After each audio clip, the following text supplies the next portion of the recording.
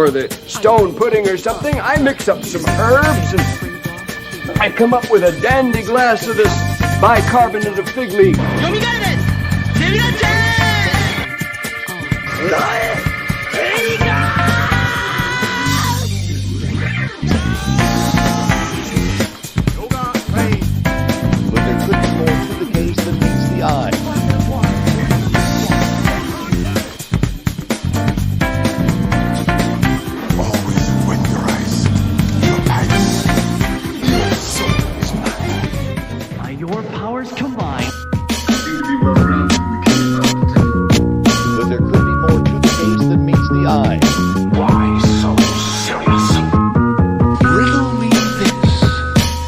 Haven't had a lot of company in a long time, but if I were expecting some, I'd whip up a really substantial meal. You see how strong I am? I'm eating all of this stuff.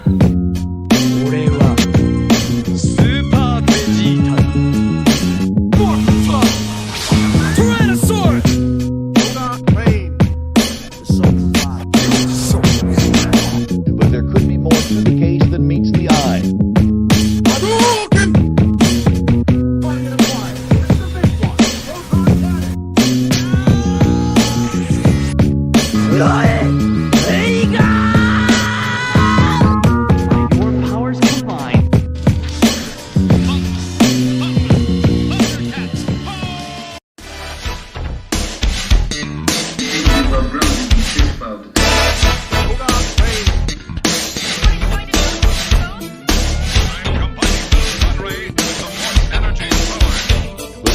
More to the case than meets the eye.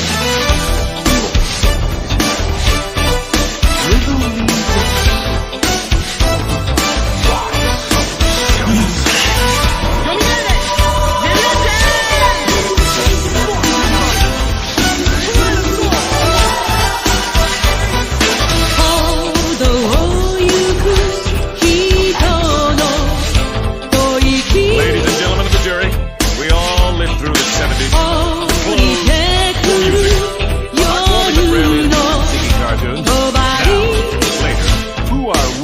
Look at these two fine young men and say, you there, I sit in judgment of you.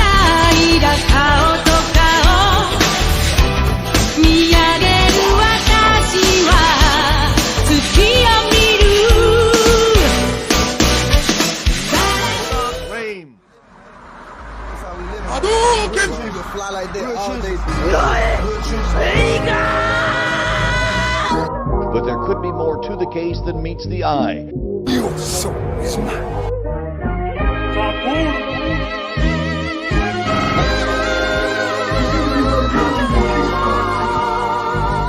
Your powers combined. Riddle me this.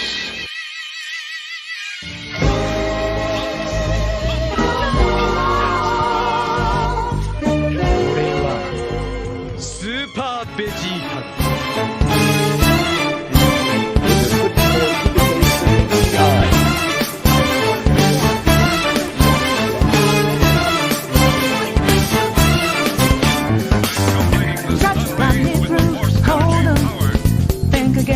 Don't you know what you're saying? But you sure we got the clue how best. Here we go, don't you know? No more art. And as I look to the horizon, not a cloud, but then storming with its powers combined. Seems like it breaks up out of nowhere. All around you is not what you foretold.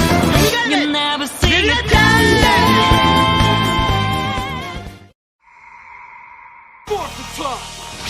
Tyrannosaurus!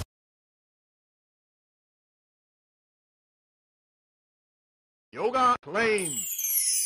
Why so serious?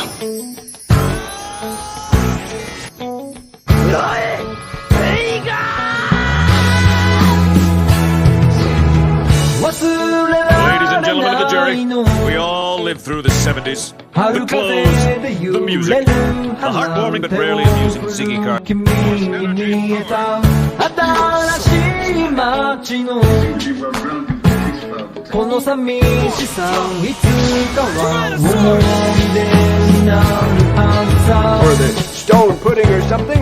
up some herbs, and I come up with a dandy glass of this bicarbonated fig leaf.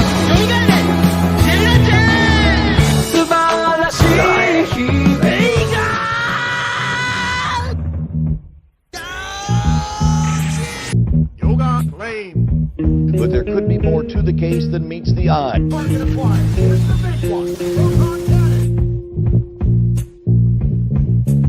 Always winterize your pants. Your soul is mine. Find our powers combined. You seem to be well grounded in the case file, Detective. But there could be more to the case than meets the eye. Why so serious? Riddle me this. Haven't had a lot of company in a long time, but if I were expecting some, I'd whip up a really substantial meal. You see how strong I am? From eating all this stuff. Yoga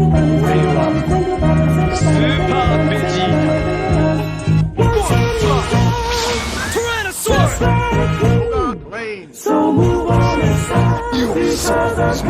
But there could be more to the case than meets the eye.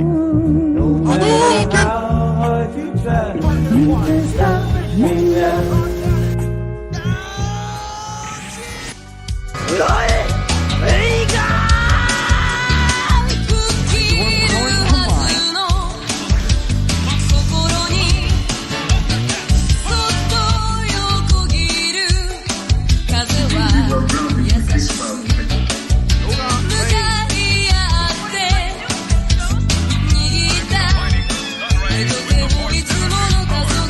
But there could be more to the case than meets the eye. Your soul is mine. Riddle me this. Why so serious?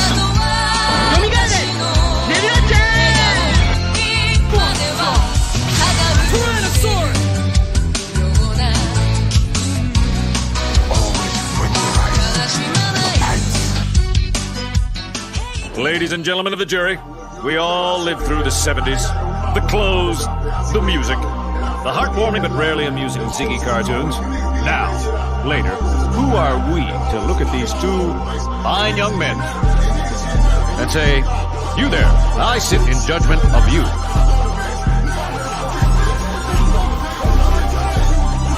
Why so serious?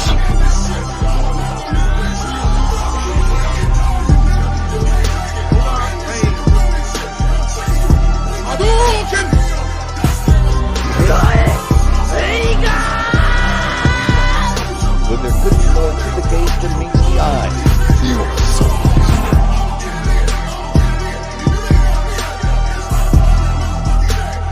You seem to be well grounded in the case file, Detective. Powers combined. riddle me this.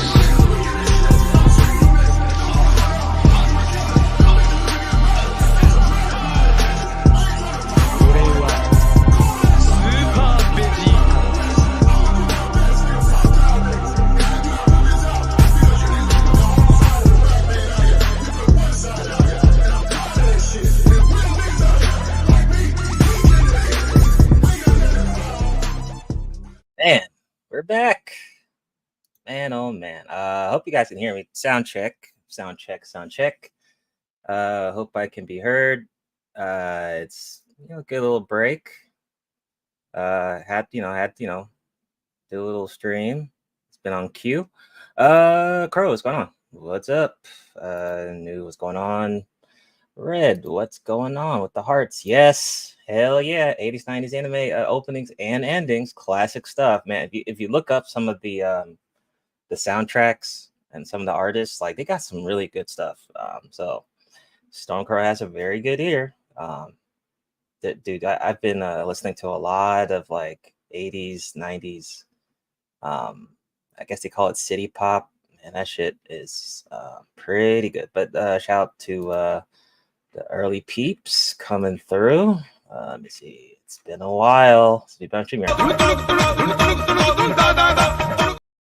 All right. Of course. That's the anthem. That's the anthem of the Niggaverse. Is Platinum's battle cry. That's what I call it. Platinum's Battle Cry. Yeah, it really did, man. Like, there's so many good classics, man. So yeah, love that stuff. I could listen to that stuff any day, just chill, you know. I hope y'all doing good, by the way. I know it's been a while. So quick update. Quick update here. So Taku Jump episode 65 is on the next week, Monday. We usually do on Sundays, but I'm actually at my family real estate or my family estate. So I will be I'm back in the southeast. So I have to kind of, in a good way, I'm distracted by family. A good distraction. I'm distracted by family, and I've been here. I just got here like not too long ago. So I have to kind of change up the schedule a little bit, but no complaints. Home cooked African meals. I cannot complain. I've been stuffing my face, so I have no complaints. So yeah, Otaku Jump will be on Monday. I'll look out for that. I got a gameplay stream next week as well. Look out for that. So let's look out for that. Carmen, what's going on? Cute ass chick, what's going on? Reed, what's going on? Good to see you. I know it's been a while, but you know, I had to do my road trip. Did my road trip on the weekend. It was long, 15 hours back to the southeast. The first day I did like 11 hours from the Midwest basically to the southeast. That was 11 hours of driving, although I did take breaks. I didn't just drive straight, but it was interesting, you know. Louisiana, I didn't see any vampires, but I did see Louisiana for a little bit. Mississippi is a shithole. Like, I'm sorry for anyone who's from Mississippi, but Mississippi is a shithole. Like, it looked terrible out there. But Louisiana looked better. Then Alabama. You know what? Out of all those ones, Alabama looks the nicest. But when I drove through Birmingham, dude, like Birmingham was like a dead ass city, dude. Like, there was no one on the roads, and this was like 3 p.m., 4 p.m. on a weekend, Saturday, and dude, no one was around. Like, dude, is Birmingham like really this bad? But hey, I wasn't complaining because I got through the traffic really quick, so I was like, all right. I do too. It just depends on the show. A good movie, Interview with the Vampire. If you've seen it, Carmen. What else did he have? I could probably look that up and give you some good shows to watch. But since you love vampire shows, you've probably seen a lot of the classics. And then Georgia, stopped in Georgia. Nothing new. I'm from Georgia, so nothing new about Georgia. But I did have a weird, of course, me being Seoul, I did have a weird thing happen on the because I had to stop for a hotel to just rest up on Sunday. It was a 15 hours full drive from the Midwest of Lone Star State, and I stopped at this hotel place, and I'm just chilling, resting after my 11 hours of driving and stuff like that. And of course, this happened to be the weekend of the Friday the 13th, so of course this would happen. So I'm chilling at the hotel. I went to one hotel. It was too expensive. I'm like, dude, I'm not spending like this much for one night. I just need one night, and I'm headed back. I have like maybe 4 hours, 5 hours left of driving to go, right? So I'm not like, this is not like a vacation. This is just like a road trip, semi-fun road trip, but I'm like on the move. I'm on a mission. I didn't stop in every state to stuff my face with food, right? So it's not that type of vacation. So I got a cheaper option hotel, right? Not that bad. I was like, okay, let's chill here. Like West Georgia area. I'm like, okay. And I'm sleeping and chilling, la la la. I'm in, sleep mode, chilling. I thought I heard a newborn baby like really close to my door. And I was like, okay, maybe it's the couple I saw earlier who had the newborn. Maybe it's just, newborns cry at night. That's normal. And I kept hearing it. I'm like, okay, this is weird. What is going on? And then I wake up and I'm like, bro, is that a cat? Like, yo, so there was this black ass cat in my room meowing. I'm like, on the bed. I was like, hello? I was like, yo, who are you? I'm like, I swear to God, I was like, I've been to hotels before for traveling, vacations, and stuff like that, and I've never had a cat be in a room. I'm like, this is weird. And I watched too many movies. I watch way too many movies, and I'm like, if you see a black cat, it's usually, especially like African shit and just like sketchy shit, it's usually taboo to see like a black cat. I don't know if y'all believe in that, but I was like, okay, this is the weekend of Friday the 13th, and there's a black cat on my bed. I'm like, okay, so first I try to like get the cat to get the fuck out of the room. I'm like, yo, just go, go. Of course, it didn't listen to me. So I was like, all right. And this wasn't no kitten. This was like a grown cat. So I was like, fuck, what do I do? And then I was like, well, and by the way, this is like 3 a.m. that I woke up. So I did sleep a couple hours. So I'm like, all right. So I guess I slept a little bit, but I'm like, I am not going back to sleep with this thing around. And I'm not even I don't mind cats. I mean, they're very chill. They don't really cause too much trouble. All right. Like if you're walking in a park, you're not going to get jumped by a cat unless it's like a lion or some shit. But yeah, I mean, cats are usually pretty low key. You don't bother them, they don't bother you. So the cat was just there chilling under one of the other beds. I'm like, all right, you just chill the fuck there, and I'll just be chilling over here. I was like, what the fuck?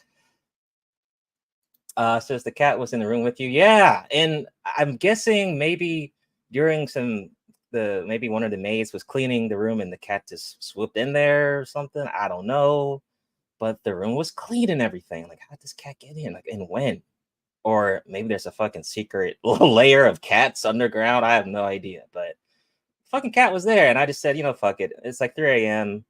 I'm just going to get ready and head the fuck out. I'm not about to add any more taboo. Dude, I don't need any more taboos. So I'm just going to head out and head back to the Carolinas. And that's what I did. So, I said peace to the cat, hey, thanks for, waking me up, because I needed to go anyway. And then I told the staff, like, hey, by the way, you have a cat in the room. It's not my pet, but it's, I guess, your pet. I guess it's your pet. I don't fucking know. But it's in the fucking room. So don't charge me, because I know like sometimes they'll charge you for a pet fee and all that shit. And I know this is not mine. This is yours, apparently. So here's your cat, and just letting you know it's in that room. So there you go. So in a way, I actually appreciate the cat waking me up. So I'm just glad, luckily it was a chill cat, not, scratching niggas in the face and shit, but very weird. Dorian, what up? So did they charge you out of town rate? Yeah. Yeah, that was what they were saying. Like the first hotel said they were asking for 150. I'm like, bro, 150 for just one little night of sleep? And you're like, oh, that's usually our rate during the weekend. I'm like, okay, that's just overkill. That's why I went to the other place that charged like 90. I'm like, all right, I'll do that. But yeah, the cat was very weird. But it made me get up, get the hell out, and just leave. So the main thing is safe trip. Everything was cool after that. So it's very weird. But shout out to Dorian over here. So I'm still getting used to the standard time. I've been in the Central for like a good couple years, 4 years or so, and I'm getting used to the standard Eastern time. But weird enough, it's been really fast. Like time goes quick over here for some reason. But maybe because I'm around all the fam, so time just goes quick. But yeah, that's my little cat story there. Hopefully that doesn't happen again. Hopefully it doesn't happen again with random cats disappearing. I don't know. But I've been a little bit disappointed in the Niggaverse, actually. I thought things would get a bit more entertaining. But it seems like things have declined a little bit from what I've been seeing. And maybe it's a good thing I'm distracted by good things like family and shit like that, because I mean, it doesn't seem like Niggaverse has been talking about shit. Like, god damn. You haven't talked. I mean, I've seen I have a couple little things that were a little bit of my laughter, but besides, it hasn't been much. I'm like, dude, I thought this was the fall season. It's not hot anymore. Everyone's inside. I thought, there'll be more crash outs and more things of laughter, but I am just sadly mistaken, I guess. So it is what it is. Shatira, what's going on? What's up? So on the last episode of Nigga Ball Z, Sister George kind of came up here and was shocked that I had a kid or something, and kind of in a troll mode. But shout out to Sister George for coming up. I mean, that was still pretty funny. I guess she hasn't heard that I had. I thought that was old news because I'm pretty sure Zero knew. I'm pretty sure Aegon knows. New definitely knows. New in the chat definitely knows. Reed probably knew. Yeah, so most people knew. I mean, that's not a shocker. I thought it was funny. Maybe she thought that you can't like anime and you can't have a kid at the same time or something. Or maybe you have to sound a certain way to have a kid in the niggaverse. I don't know. But it's not a thing to really lie about. I don't think there'd be any point to lie about that. Yeah, I said it before many times. So, but I thought it was funny. Now she did. I think she did call me an incel. I was like, "Oh, you incel? Oh no!" And you know what's sad about that? It's not even. It's not even Sister George, right? Sister George's cool. In fact, that's one thing. It's because I know her from the stream team days. That's why I didn't take it as a big deal. But if it was some rando chick that just popped up in the stream and called me, "Oh, incel, you have a kid? Wow!" Like then I probably would have reacted differently. But it's because I knew her from years back. I'm like, all right, that's she can troll me. That's cool. But what was the ironic thing about it is that in this niggaverse space, you get conditioned on that incel term because shit, technically, I've had niggas call me that even before women did, which is it's supposed to be the other way around. But I think AJ called me that once, but I probably deserved it because I was talking shit. I was talking shit to AJ a long time ago. I've had not just AJ, I've had other people call me that before in this space. But it's just funny that this space will condition you with all the name calling and all the lame ass labels and all that shit. So when Sister George did it, I'm like, well, I guess the space full of quote unquote men already conditioned me enough. So I guess you saying this so late is really no effect. But yeah, I know her from the stream team days, so she's cool. I know maybe some people wanted some reaction, like, oh man, that's the I word. I got to, start blabbing and cussing and la la la la and all that shit. Maybe that's what some people might have wanted. But I don't react that easily. I really don't, especially on the internet. I don't react that easily. So especially someone I'm cool with Sister George anyway. So yeah. Brian, hey, from the old nigga perspective. Man, I hope Reg starts to pay you and Joe. You guys are I disregard what I said about Josh being the savior. I think Josh, you and now Joe are just saving the fuck out of that channel. So shout out to the old niggas perspective. Shout out to you old niggas. You guys need all you guys need all the shout outs you can get with all the old niggas dying lately. So shout out to Brian. Good to see you. All right. I don't blame people having their kids. Oh yeah, you know what? That's the other thing, Dorian. That's the other thing, because you know what?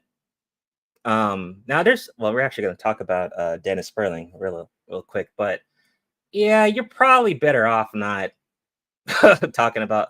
It's ironic though, right?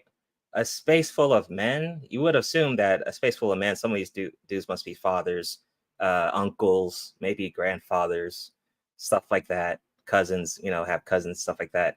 You would assume being able to talk freely about being a parent in this niggaverse space would be kind of like a common thing, but yeah, you're best off protecting your loved ones and just not exposing them to this shit. So there's probably 10 more, or there's probably a lot more fathers out there in this space, but just the behavior and this what goes down here. It's like, yeah, you're better off just protecting those people all together. So there's no point. I'm pretty sure I'm not the only father who likes anime in this space. I'm pretty sure not. Oh, and shout out to all the on the last episode, all the daughter niggas, all the daughter niggas pulled up So shout out to all the daughter Nick. I think that was Joey came up, Free Zone. Let me look. Who else came up? There were some other people that came up. Oh, and also shout out to Realm Anime. I didn't get to shout him out. I saw him in the chat, but I guess I was distracted. My bad, bro. Let me see who else is in here. Some other, I'm trying to look up the other stream because I usually add people that were added. Yeah, Free Zone. Shout out to Free Zone. Oh, Sexy Red was on here. Shout out Gabe. Gabe was on here as well. So shout out to all the daughter niggas. I mean, and even if you have sons, you can still shout out to all the parents. And anyway, so shout out to everyone that came through for that. Red, you know, I agree with you, but I need someone like a Minister Jap to say that, because then more niggas would listen. More niggas would listen if he said that after he, you know, goes roasting his German Shepherds, you know, saying, hey, oh, anime is for everybody. I mean, if he did a stream on that, if Minister Jap or Platinum Elite said that, oh man, people would, you know, they'd be supporting. Or Ramil, hell yeah. Ramil said that shit. Yeah, they'd be all for it. But me saying that, it's just not the same effect. Disclaimer: beyond anything, keep on YouTube for kids if you have children. Yeah, right. Shout out to Omega. What's going on? Yeah, definitely. Parental control for kids is definitely important. Oh, well, that's what's up. Good shit. Shout out to the parents, man. Shout out to the parents. Yeah. So shout out to all the parent niggas that showed up on the last episode. You didn't have to. They pulled up. Oh, Carmen asked if I would have more kids. Now, my condition about more kids, it has to be a family unit. I'm not doing any like this. I'm not trying to create no more baby mamas and shit like that. Although I was married to my daughter's mom though. But it has to be some family unit shit. That's just what it is. That's the only way I would even entertain another kid. Yeah, so it is what it is on that. Let's see. So like I said, shout out to Rem Anime, yep, because he was shout out to Rocky for the Cash App. He gave me a Cash App a couple streams ago. Forgot to give you the shout out for that. So appreciate that. Rocky, I know he'd be in the clouds and shit. Blaze, what up? How'd you know Epo would help Miss Renat with his hands? Yeah. Shout out Blaze, what's up? My bruda, as us Africans will say. Anything that's geared towards anime, video games, black people will say, fuck that, relationships with money. Yeah. And you know, and that's the thing. Omega, he makes such a good comment. Because if I did a stream on Diddy, right?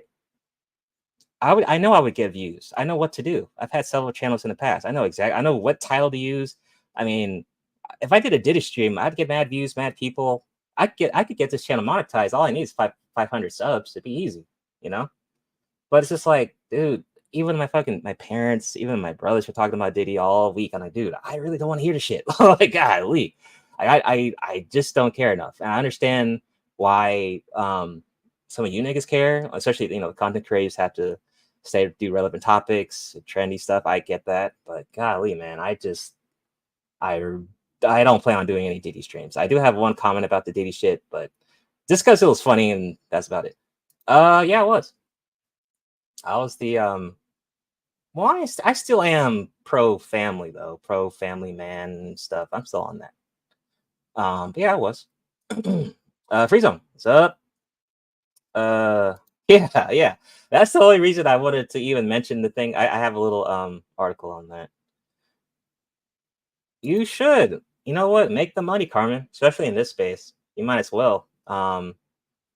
You female channels, if you don't, I mean, we're gonna talk about too. Look at Riz God. Riz is not even 20 years old yet, I think, and she about to get monetized, if not already.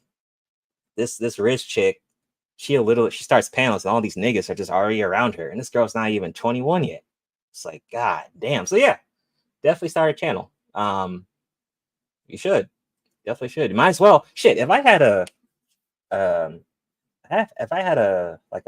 good looking aunt, or maybe like a good looking sister or something like that, or I say, hey, start a channel today and get these niggas money, then give me like 10%. So I definitely get that channel up, and then just give me 10%. For real. See what's going on. Yeah, or get a job. But you can do both. Get a job and get this money from these niggas. So yeah, but shout out to CMO. What's up? What's up? All right. All right. Oh, so I got some articles here first. Now, mind you, I threw away my old screen, so I only have one screen for now, but when I go to I'll get a new screen in a couple weeks, so but let's see if y'all can see this. Let's see. Share screen here. Now Brian's in the chat. You can confirm this, Brian. I don't know if y'all can see this. So it says NYC is the worst US city for dating. Let me go to my phone. That will actually be how I can see and do different two ways here. Hold on, let me go to my phone real quick. Okay, I'm just making sure y'all can see that. Cool. Yeah, so NYC is the worst US city for dating. Study confirms. It says going bananas, combing through the concrete jungle for a soulmate isn't worth the sweat, according to a new study that crowned NYC the worst honey hunting ground in America. New York may have the highest population of people or single individuals, says researchers from sexual fixation sites, Fetish Finder. Wow, that's a website. But it's also the worst city in the US to start dating. It says the boroughs have long caught a bum rap for not necessarily serving as a fertile breeding ground for romance. Cutthroat by freaked out folks on the prowl, the city's dating scene is unfortunately oversaturated with non-committal singles. So everyone's just pumping, dumping each other. I guess that's what they're saying. Quote, I feel like I'm in a candy store. Wow, there's too many good options. Tom Catting, Bachelor, Preston, 23, told I keep walking down the aisle and I see a better one than I have in my hand. Okay. Despite its large population, okay. The lowest number of people actually seeking for a relationship says they're plovers, okay? Money's nice. One New York dater, 24. A private jet sweetens the deal. I 100% would not date a guy who lives in Queens. I do a heavy stock before saying yes to anyone who lives in Brooklyn or Jersey. God damn. Okay. Too many options, Brian? Okay. So, I mean, once again, I'm not a black demographic, look at the charts nigga, but are they saying that most people in New York or NYC are just single then? Is that what you're saying? I mean, what? He said the Gastonia is okay. I just thought that I didn't think they would say New York City. I thought maybe something else, but like, all right, but I guess it's based on data, so I'm like, okay, but I got some more for y'all here. Let me share my screen here. There we go. Here's another one. So this is some fuckery. So a masked man crashed through ceiling during robbery. So security footage captured two masked men breaking through the ceiling of a business, stealing about $150,000 in cash, according to Atlanta Police Department, bro. So these niggas were watching too much Dark Knight. I think they were watching the first scene of Dark Knight and thought, hey, let me try it. And it actually fucking worked. They got that $150K. So hopefully these niggas get caught, but that's crazy. We can see. That's pretty much it. Let me go to the next one. Let me see. There we go. Remove. Man, having two screens is amazing. I mean, I miss having two screens, dude. Okay, here's another one. That happened out there? You say you respect those dudes? Why? Because they came through the ceiling? All right, so Cisco, second layoff for 2024 affects thousands of employees. Says the technology networking company announced in August that it would reduce its headcount by 7%, around 5,600 employees. Wow. Following an earlier layoff in February, which the company let go of 4,000 employees. Now, I'm not going to read the whole thing, but I'm not surprised from Cisco, because I remember back in college, Cisco would come to our college a lot for internships, co-ops, and maybe some full-time offers. But Cisco has this bad, I guess, let's see, what is it? It's like people like this bad MO was kind of talked about Cisco, that they always have these layoffs and things like that. So that was one company I always stayed away from when I was graduating and looking for jobs. I could have went to Cisco, but I just I kept hearing about the way people just kind of they go in Cisco for a couple years and they leave. That was kind of the thing with Cisco. Cisco's like the company you pump and dump, and then you go to another company just to have Cisco on your resume. And that's what it seemed like what people were doing. So I'm not even too surprised that they're still doing their bullshit. But if you're a networking person, I won't be surprised that you have Cisco on your resume, though, if you're in the networking IT field. But yeah, I'm glad I didn't join them, because I probably would have left myself, But interesting enough. Let me keep moving here. Let me see. Oh, man, really? Damn. I gotta look up another. I had an article on New York Times, but it looks like you have to be a member. Let me see if I could find another outlet here. Okay, yeah, there we go. Righty. Cisco, Simo, Cisco. Yes. Yeah, not the food service, the networking tech company there. Right. Here's another one that was crazy. So Florida sheriff releases mugshot of 11-year-old charged with making school shooting threats. And this is all the stuff he had. Releases mugshot of 11-year-old charged with making school shooting threats. It says they released a video with the felony making a written threat of mass shooting. The release came just days after the sheriff said he would start releasing the mugshot of students who are arrested for making school threats. 2 teenagers, 11-year-old child were taken into custody within the last few days.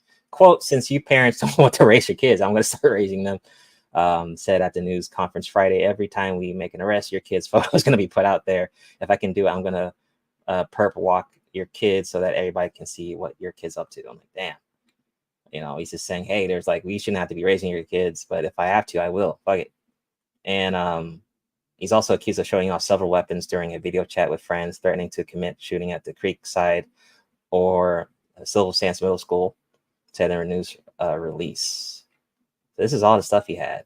And this is an 11-year-old. Crazy. It said they recovered airsoft rifles, pistols, fake ammunition, along with knives, swords. I mean, what are you going to do with? Why did he bring the swords?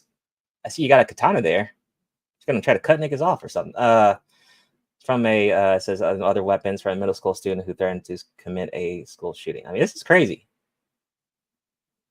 And how do you buy all this? I mean, that must be from the parents, right?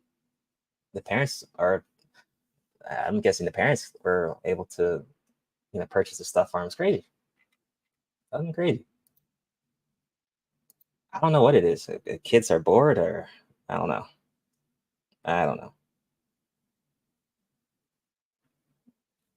Oh yeah, man. RIP MF Doom. Hell yeah. Okay, let me see. Let's keep going. And once again, sorry about the one screen. I'm a bit faster when I have my 2 screens, but here's the next one. So Amazon strict return to office policy says about remote work. So Amazon is pushing employees to go back into the office 5 days a week. It's a signal that the tech sector at least have regained some leverage over workers. And I guess they're saying that, since Amazon is kind of starting to charge with the 5 days, other companies will follow suit like sheep and followers eventually. And what they can do, some companies can take some of these employees that are leaving Amazon, who are still doing their hybrid work schedules. Also, some companies can reduce or add the time in the day to maybe 4 times in the office, and then maybe 1 remote, and say, oh, well, at least we're not Amazon. They can also compete that way. But I think it just depends. There's still a lot of companies that are just going to stick with full remote and hybrid. So some people are getting scared that Amazon's doing it. I mean, eventually, I think that was going to happen eventually. A lot of people are trying to save their corporate real estate. Having an empty office running AC and just being empty, I mean, that does cost, rent, whatever they're paying. And the only way that you justify it is if people are inside the property. So that's probably why they want people to go in the office. And what's that? It's just like, there's this excuse they always have, like, oh, well, it holds our culture. I'm like, dude, this is 2024, about to be 2025, bro. No one cares about company culture like that. I mean, hey, we want to get paid, we want to get our 401s, we want to get our benefits and shit like that, our insurances, whatever. and maybe our stock and shit, our bonuses, and then we want to leave the fuck. After I close my laptop, bro. That's it. Like, even when I open the laptop, like, I don't give a fuck about the culture. I'm just like, all right, work, all right, closed. I'm back. You know, that's it. You know, I don't care about the culture or whatever the hell. So what's the culture? I mean, I'm in corporate. I'm in corporate, by the way. So what's the culture? Zoom meetings or Microsoft Teams not working right. Third-party vendors coming out of nowhere offering us like donuts and shit. A bright ass light shining in your face, and you know, for us darks, you know, it can get hot as fuck sometimes in some of these offices. So I don't know what the culture is. That culture is just let me get paid, let me get the other shit, and then let me close the laptop and I'm done. You know, and really, I mean, everyone's different. Like, I'm more productive when I'm remote, but or when I'm like working at home. But some people might be more productive in the office, and it depends on what you're doing as well. You know, on a security risk level, I mean, if you're doing a certain type of function that requires maybe safer network or stuff like that, you may want to be in the office, right? Certain things you probably shouldn't be doing remote because maybe on a security network level, you might be at risk or something.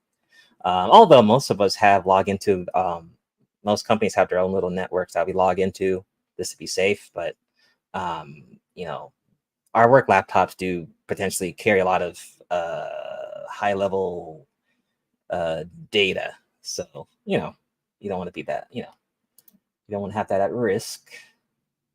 All right. Okay, I think that was it. Ooh, that wasn't too bad. Alrighty here. So let me see. See here. Oh yeah, so going back to the I'm gonna call it the Real Brother arc. Apparently the Real Brother arc has not ended yet. So Pam, which I think was RBR's as Omen would call it, lady friend or girlfriend or wife, who wasn't officially a wife or some shit. I don't know. I don't know if he officially married her though. Apparently Pam went to the bank right after RBR died to collect some type of money. And Cyber over here, Cyber addressed Pam on RBR's channel that he now has renamed, by the way. Let's see if I could find it real quick. So let's see here. Let's see Cyber. Where's Cyber at? There he is. Oh, he's live right now. Go figure. So there he is. Let's see. Share screen, and there we go. So this is RBR's Cyber's channel right now. So he's called it Next Gen Mass Media Global. That's the new name. Just fucking stupid. Pam is RBR's let's just say partner, or was RBR's partner. You know, like the woman that would be cooking him food and stuff and be in the back while he was going live. Yeah, that was Pam. I didn't know the name till recently, but that's the person that was basically RBR's partner, girlfriend, to be wife, whatever. Joe, what's up? Shout out to the old nigga perspective niggas. Shout out to Joe.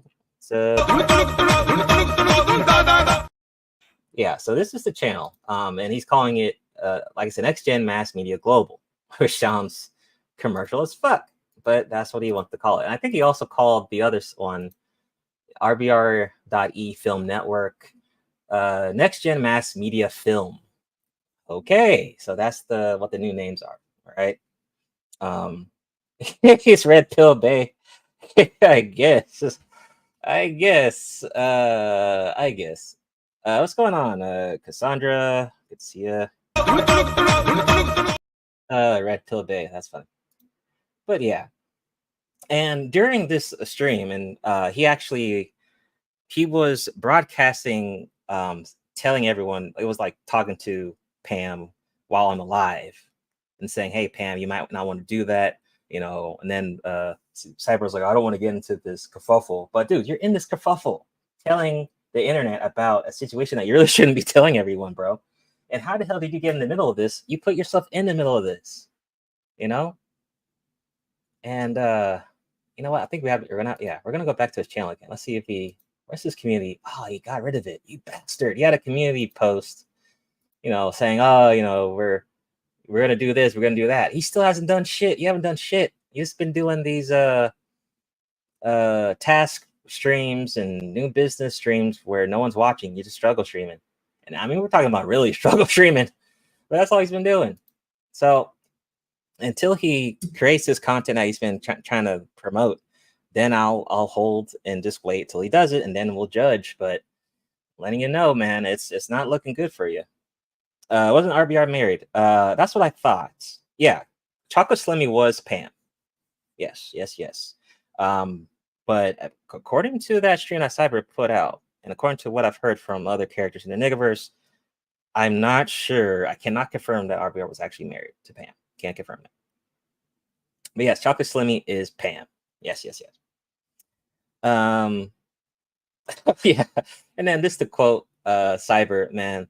Cyber said on one of these streams, and he was like, oh, now I understand how hard it is to manage a channel. I'm like, dude, you asshole. It's like, dude, you've been a YouTuber for like what? I don't even count this. You like taking a dead man's channel and doing struggle streams and making like decreasing the subscriber base. I don't like you're not doing anything. You haven't done anything. And he's like, oh well, I see how hard it is to be a YouTuber. Like, you haven't done shit. You haven't done any content yet. I guess he counts these automation task streams content, but that's not the content you were talking about, I don't think. So we'll see. But this actually did make Queen Mayat return back to YouTube. So she's back. So Queen Mayat is back.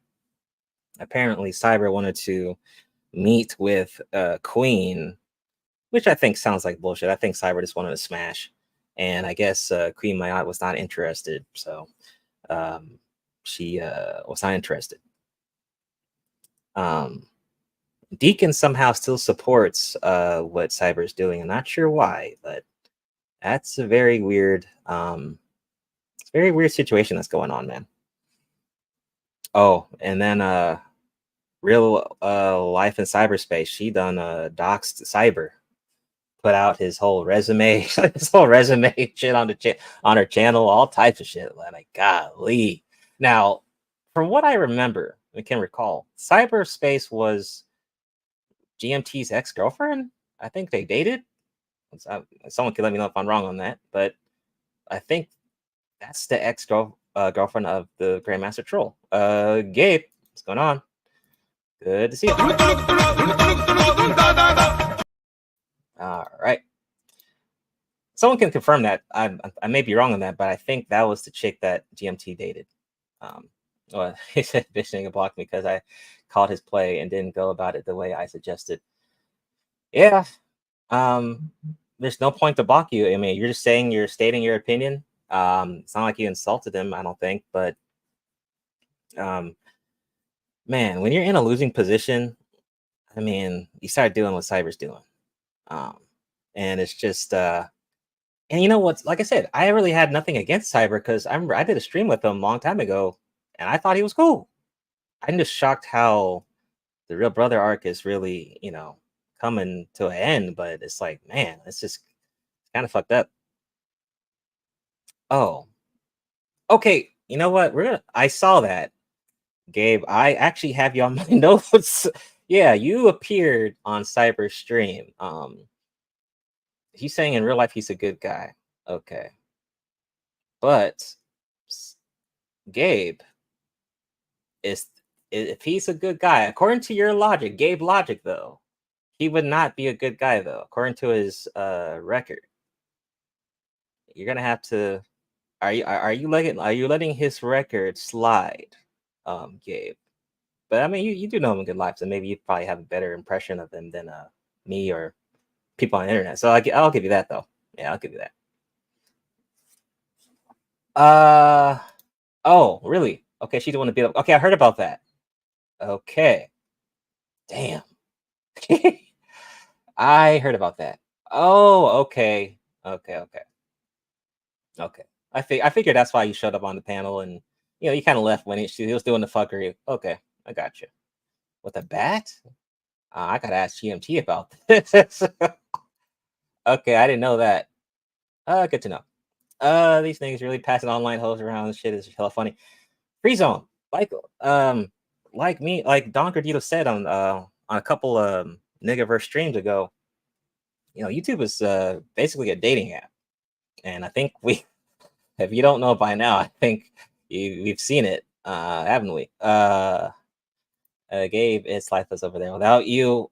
You must be talking about. What are you talking about, Cash? Talking about Regis? What are you talking about? Yeah, I think you're talking about Regis. They're all good guys. Well, yeah, that's the assumption. Everyone on the Niggaverse is a good guy, a good girl, makes good money, success, no flaws in life, that type of thing. Crazy. Let's see. Oh, so shout out to Flora. Apparently I'm a bandit. She called me a bandit.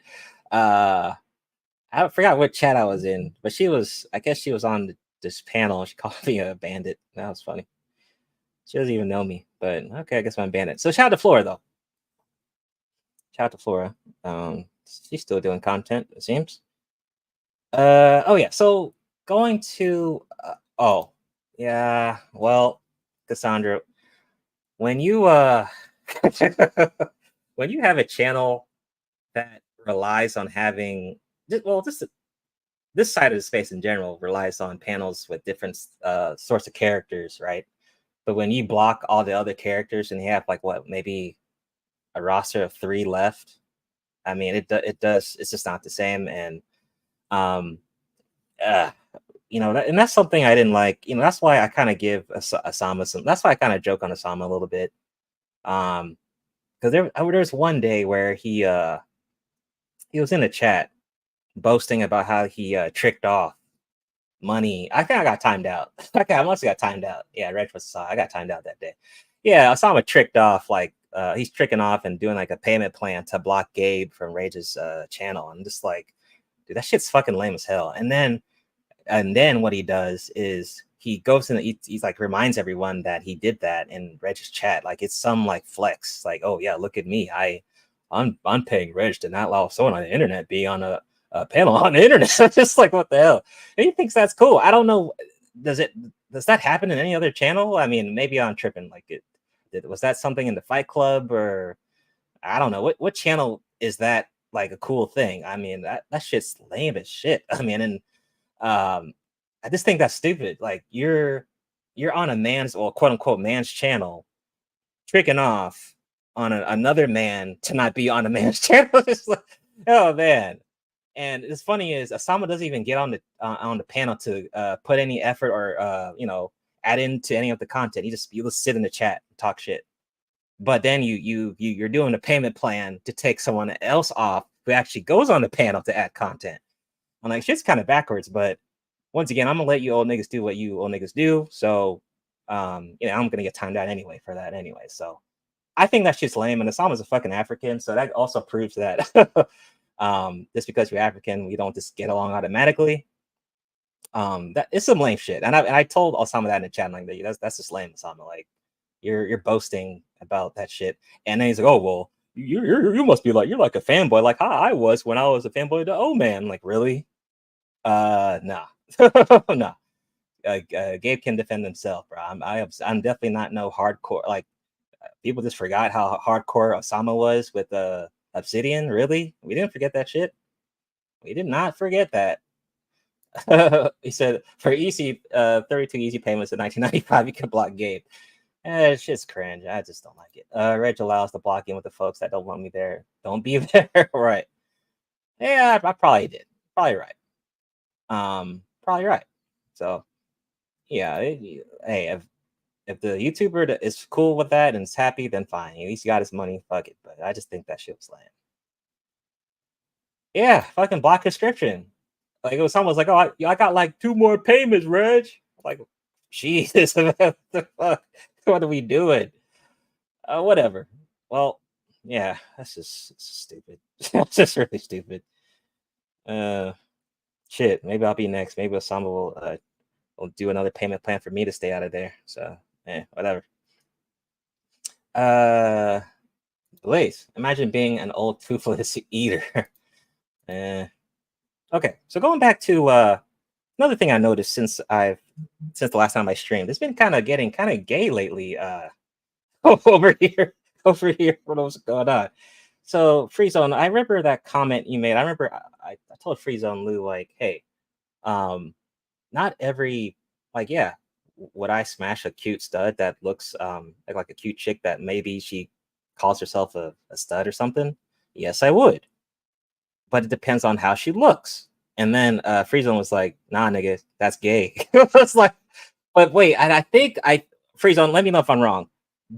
That's coming from the stream with DJ Hemp, right? With the I think that's coming from the 50% of black men are not gay topic from This Might Be Risky. Is that where you're getting that from? Because after watching that, I'm like, okay, wait, I think I might have understand where Free Zone maybe he got that from. But it's been hella gay lately. It's been hella gay. It's been really gay lately. I don't know what's going on. I guess niggas used to say winter's coming, but I guess gays are coming or some shit. But the portals are opening like crazy over here lately. A lot. So I watched this stream, and at first I didn't want to watch it because I'm like, this sounds kind of cringe. Debbie Sphere. That's great. So let me see. Where is it? Yeah, this. So I didn't want to watch this at first because I'm like, oh shit. I know these topics kind of bring the portals, and then all the gay niggas come through. But this might be risky. I don't know what his on the analytics, what percent of women watch his content, but I'm pretty sure it might be even split between men and women, honestly. Or wait, no, I don't know. It might be. I'm taking a guess. I'm guessing maybe 60% men, 40% women. I don't know. I don't know what the split is, but I think he does have a female audience in there. We can definitely agree on that, right?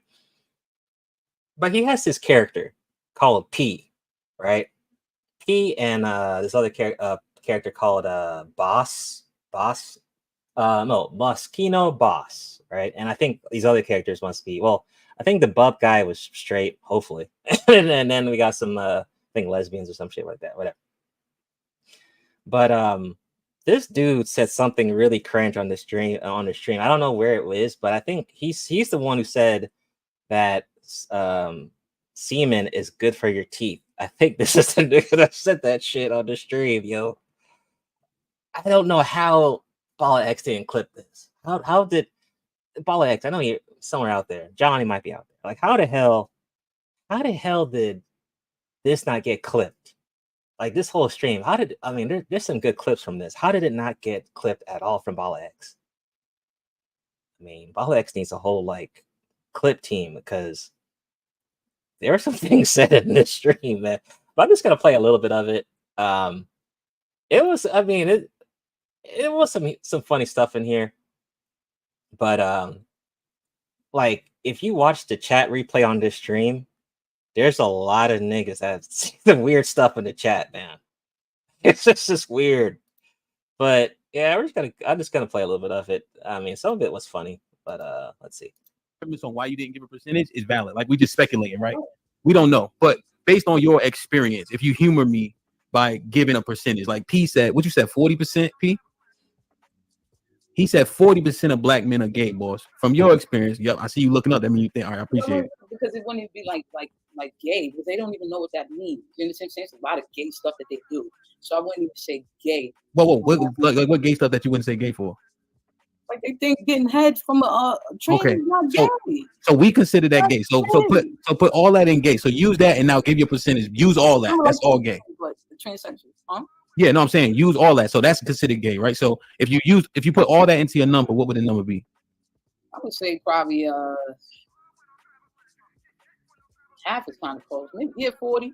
Because I would say 10 is not out. 10 is not out. And 30 is just what? Well, nowadays people get more freaking sassy. Homeboy was on his stream saying he goes heterosexual places. It's not fully ready to be known that they've been with their friends since they was teenagers, you know. So Yeah. So you saying niggas is moonlighting like the movie and shit? I think a lot of dudes. I think social media plays a lot in making guys nervous if they is attracted to the same sex, but they like, oh, I'm not gay, but this guy looks kind of whatever, but that don't be it. You So, know, boy, so a lot of these hold guys on. Let me ask her one thing. know themselves enough. Same thing with women. A lot of these women don't really be gay, but they claim they're lesbian, right? So boss, so I just want to be clear. It's 20 million black men.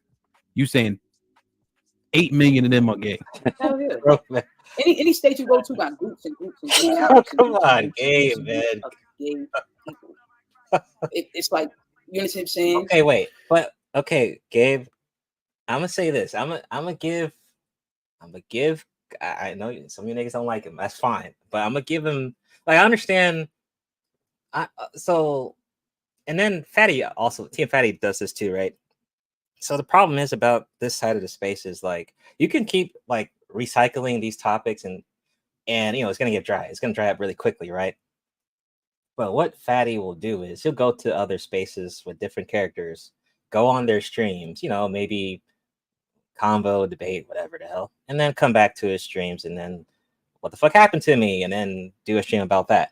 So, and then I understand some people in space may say, well, if I'm debating these people over and over again, having these comments with these same people, maybe it's an echo chamber or whatever, or maybe some niggas get bored. So I don't know. Maybe Fanto is like, well, I can debate anyone. Doesn't matter who you are or gender or whatever the hell.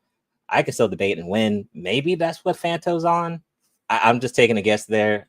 He can always come out of the clouds and tell me what's up. But I'm not surprised he would say something like that, Gabe.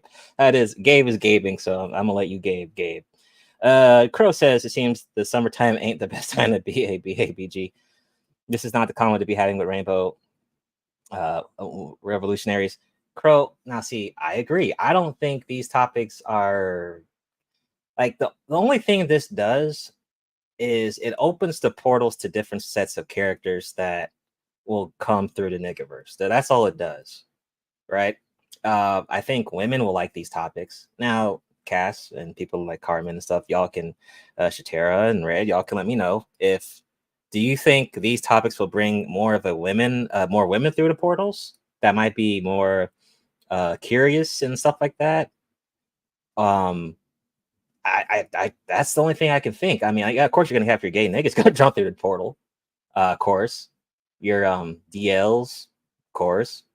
Rainbow niggas, yeah, of course. But I think the women may like these streams a bit more than the men. I could be wrong though. I mean, maybe the men like these topics. I don't know. That could be true too. Yeah, because they want to be they be like, see you all gay. Yeah, it's not my thing, but hey, it's not my thing, but hey. Yeah, but and here's the thing, like this character P, right? He comes up. This is not the first time a gay person has been on a nigga panel, and this won't be the last time.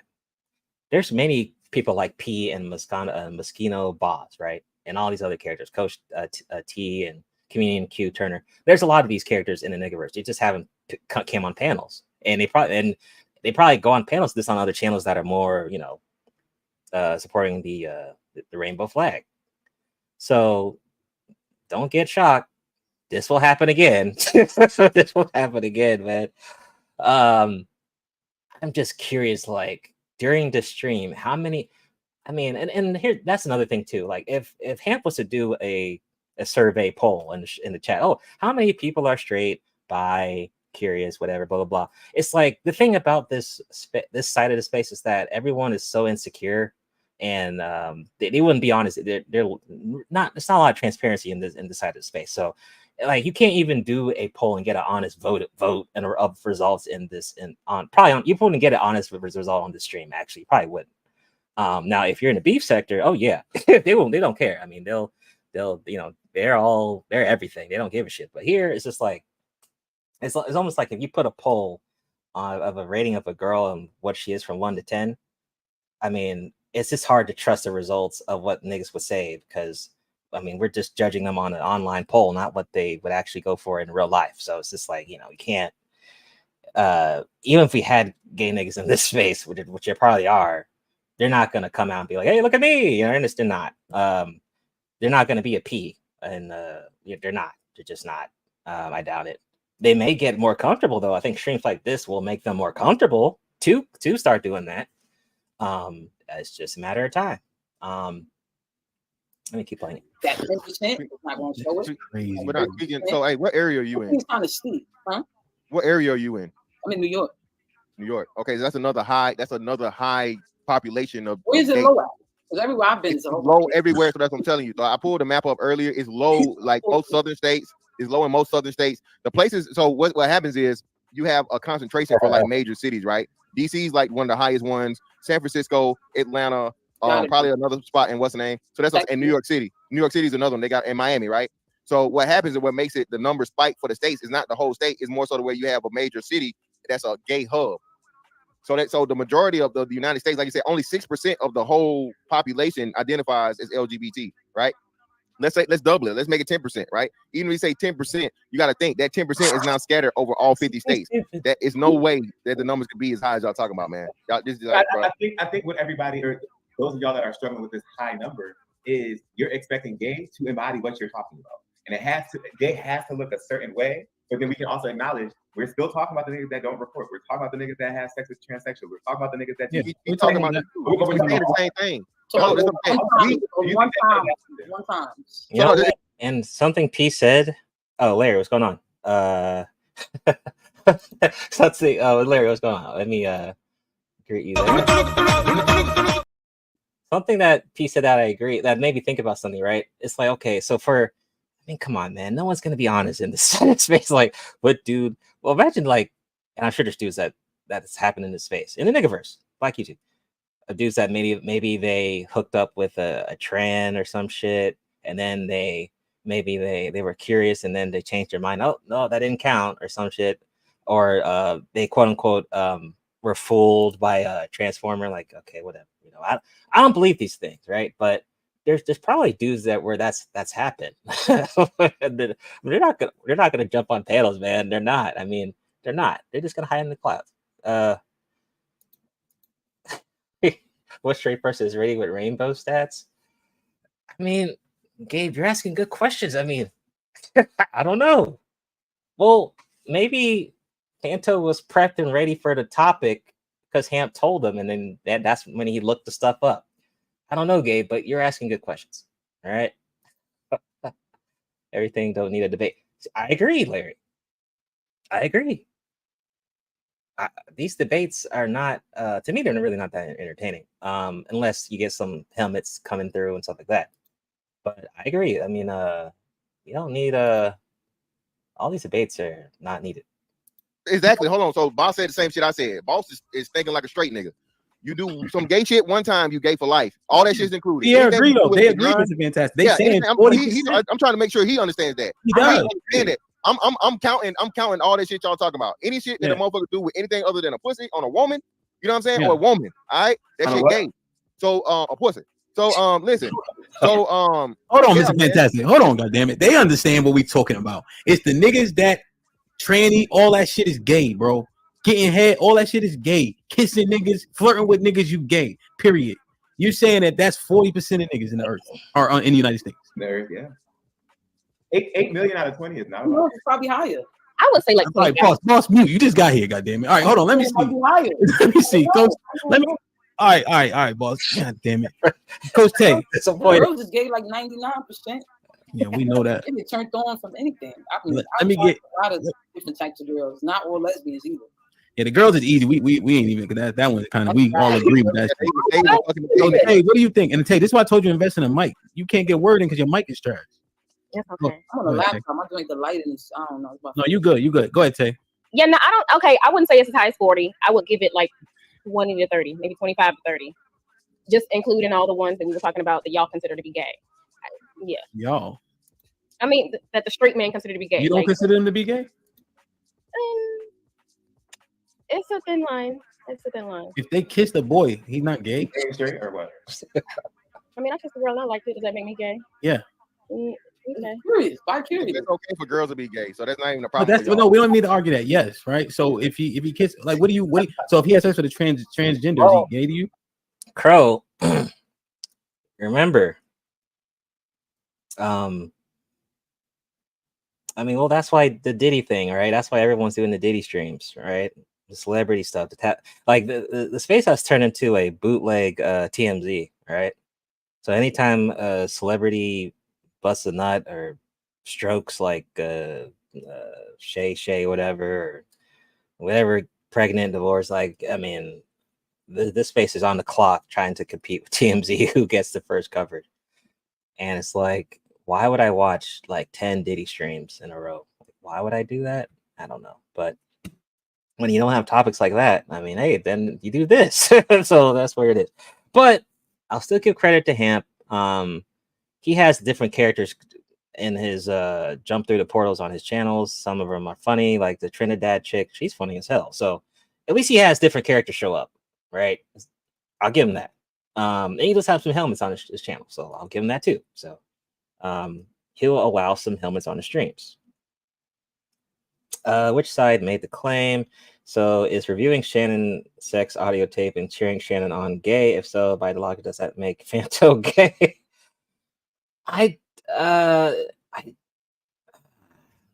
Freeze on, god damn it. No, I don't think covering the Shay topic makes you gay. I think it makes you kind of desperate for views. But that does include the celebrity news, kind of window. I mean, so I don't think if you covered it, I don't think that makes you automatically gay. That's dumb.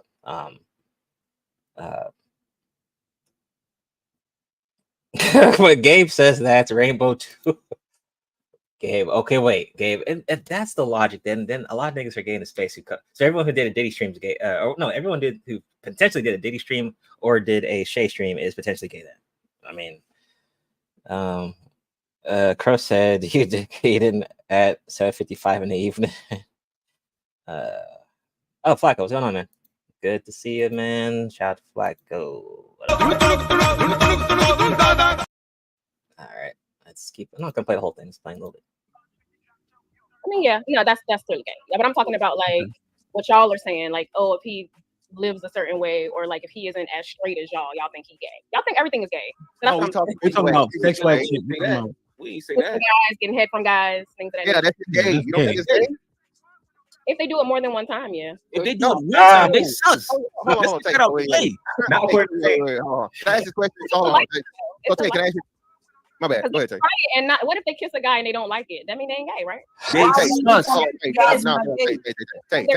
soon as that thought hits your membrane, you sus. Like, they can try it and not like it. You sus. Tay, why would you have to? Out of all, God don't make no mistakes. He gave a woman 3 holes, Tay. 3, all 3. All right, you can't go wrong. We got 2. Understood. Oh, brother, I don't relax. Listen, you have to have consent. all 3. How the hell you gonna jump over all 3? Let them talk, nigga. We always hear, nigga. You're about to make a counterpoint even with that logic. Why the fuck is a man invested in a 3rd hole on a woman to begin with? That's sus. Well, there are plenty of men out here like anal, but we ain't talking about that. That's not gay though, right? That's not what we're talking about. That's not gay. Oh, so we not the numbers. Man. Stop, man. 30. I don't care. I'm still sticking to it. 30%. Yo, man, the chat during the stream for the was whole really thing. crazy. How many gay men in your immediate circle do y'all know? I know I'm gay. So hold on. Wait. Hamp said none. What about you, Q? No, I was speaking for them because trying to get recruits for this shit, it was damn near none. Exactly. Exactly. It was not proven. Exactly. That doesn't prove anything. The people don't want to speak. Okay, so answer the question then. Q, go ahead. How many? That I know. Yep. That confess to being gay. Where were you, Gabe, when this stream happened? You would have been enjoying. Golly. He said the P dude just told Fantastic he had 2 hosts and he giggled. Man, Gabe. Where were you, man? You would have been enjoying the chat, man. You would have been having fun. Oh, God. Big ass bye guy. Jeez, Crow. Jeez. Just, Spirit, what's going on, man? Dusty, what's up? What's up? Good to see y'all. Oh, yeah, and shout out to all the bald niggas. I forgot to give y'all a shout out. I got y'all. Here y'all go. Down, admire the admiral animal rap. Smack the shit out of a nigga that hand him his hat. Down, admire the. All right. Shout out to the ball niggas. Okay, I'll play a little more, then we'll move on. Q, you know what I'm talking about. How many? I'm trying. No, I'm trying to get what you're talking Yes, about. that are outwardly that say they're gay. Yes, A handful. like Who 5. are actually gay? Way more than that. But 5 though, you're saying that say they're gay. 3. Yeah, probably like depending on if you're factoring all the people that I actually know. Yeah, probably. No, like, you're fucking black women would be gay. If we just track the numbers by the way it's going, that'd be 100% of black women are gay. Like 60% of fucking white folks are gay, and a whole other. It's just crazy, man. It's crazy to me. Only support your points because when we say that, 99% of women are gay. There's not no pushback. Let's go to the statistics and go with that lower number. It doesn't happen. Everybody co-signs because everybody accepts it.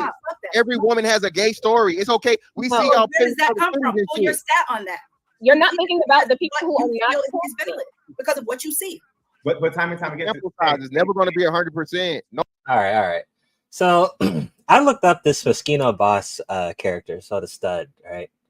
I remember when she first entered the stream, she was like, "Oh, well, I'm an aggressive female." She called herself an aggressive. I didn't know that was a term. So she called herself very aggressive, right? So it looks like she's a rapper. She's a rapper.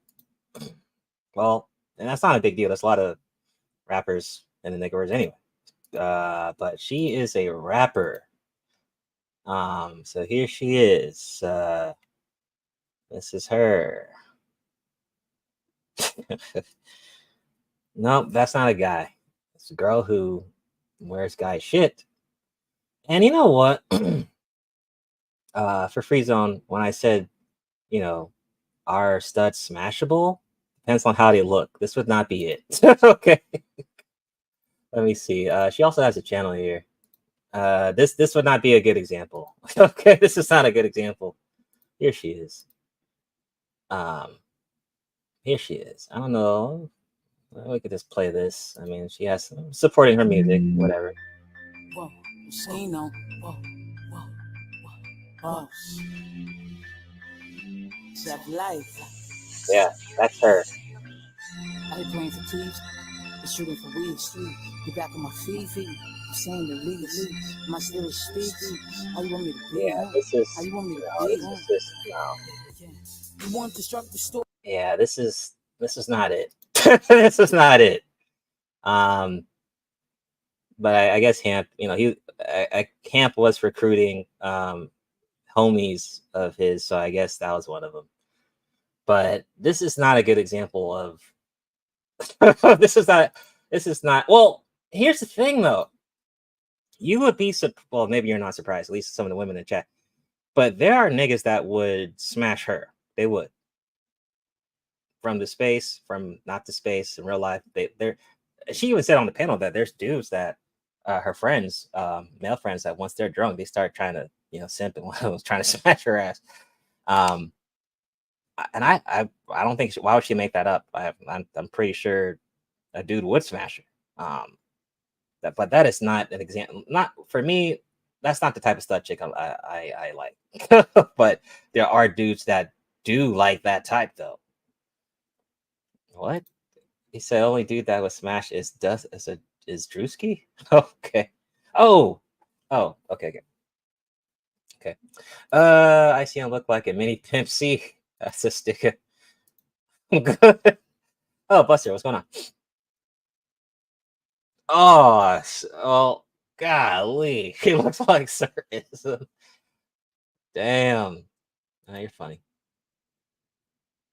That's funny.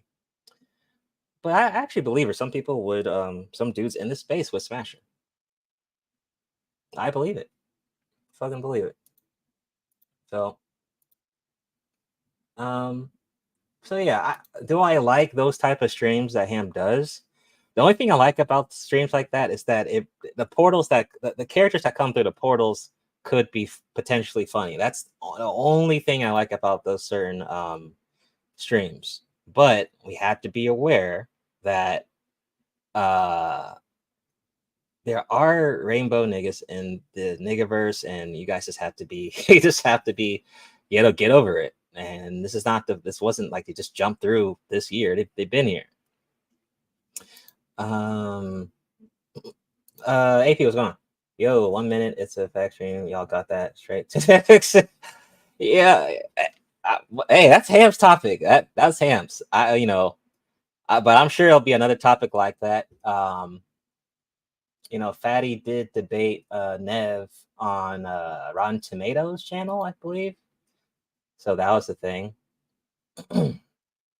But yeah. Oh, speaking of Reg, shout out to Pure Butterfly Spirit. She made a video on Reg. I forgot. Let me check it out. Let's see. Let me see. All right. So here we go. He said Gabe was smashed, but let's see here. Go. All right. There we go. So shout out to Butterfly Spirit. Here we go. Short video. There we go. So I just listened to Big J's live stream, and I went back to listen to some more. But as per what Reg does as a gossiping queen bitch, he changed the whole narrative of what had transpired. So initially, when that situation with Maga Man and Big J was talking about, because I guess they forget that Maga Man went after Big J and called him the N-word and all this other stuff. Dude was he was off the rails, okay? And then we were talking about that. It's been like I want to say about 1.5 years, 2 years. Yeah, she was in the jacuzzi roasting Maybe 2 Reg. years, closer to 2 years. And that's when they started his Reg's panel of bitches, gossiping bitches, made up lies and about anything that I had said, because we were talking about Maga Man, the person that was on YouTube. And again, Reg is lying again, as usual. Clearly, I don't know, because I don't go to his channel, what I'm hearing through Big J.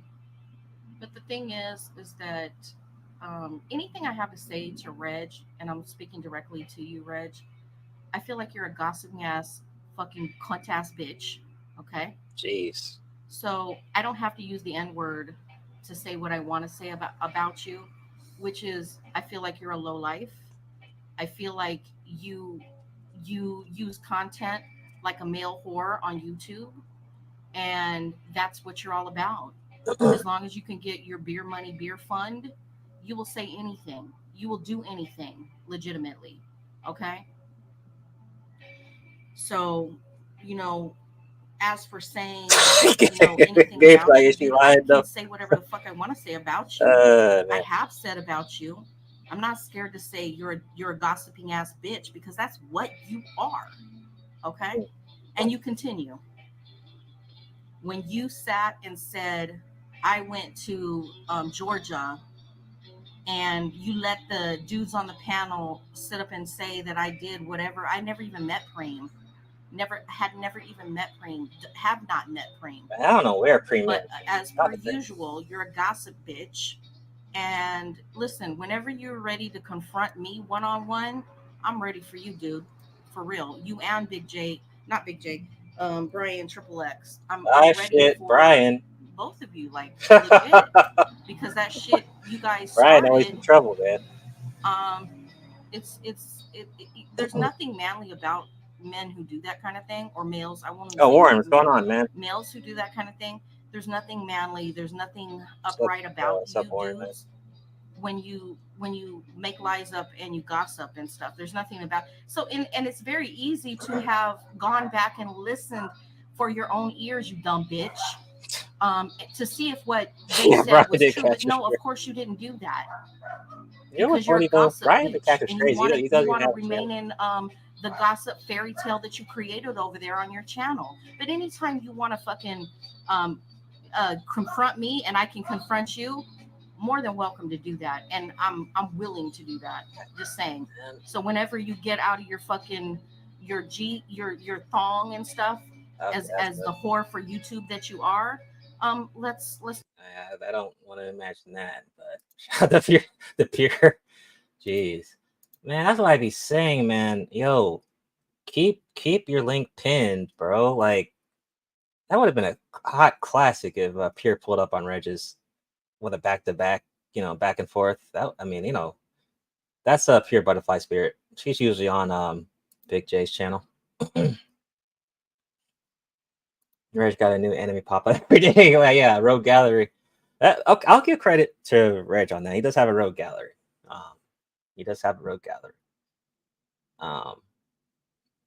I do think the Rogue Gallery has weakened as time has passed, but I would say years back his Rogue Gallery was crazy. By the way, so Rollo here. Oh, okay, Free Zone. I've never seen her, so I can't confirm that. Maybe someone else can confirm that. I don't know. I've never seen her either, bro. So I don't know. Spirit said hell no. Spirit said hell no. That's fun.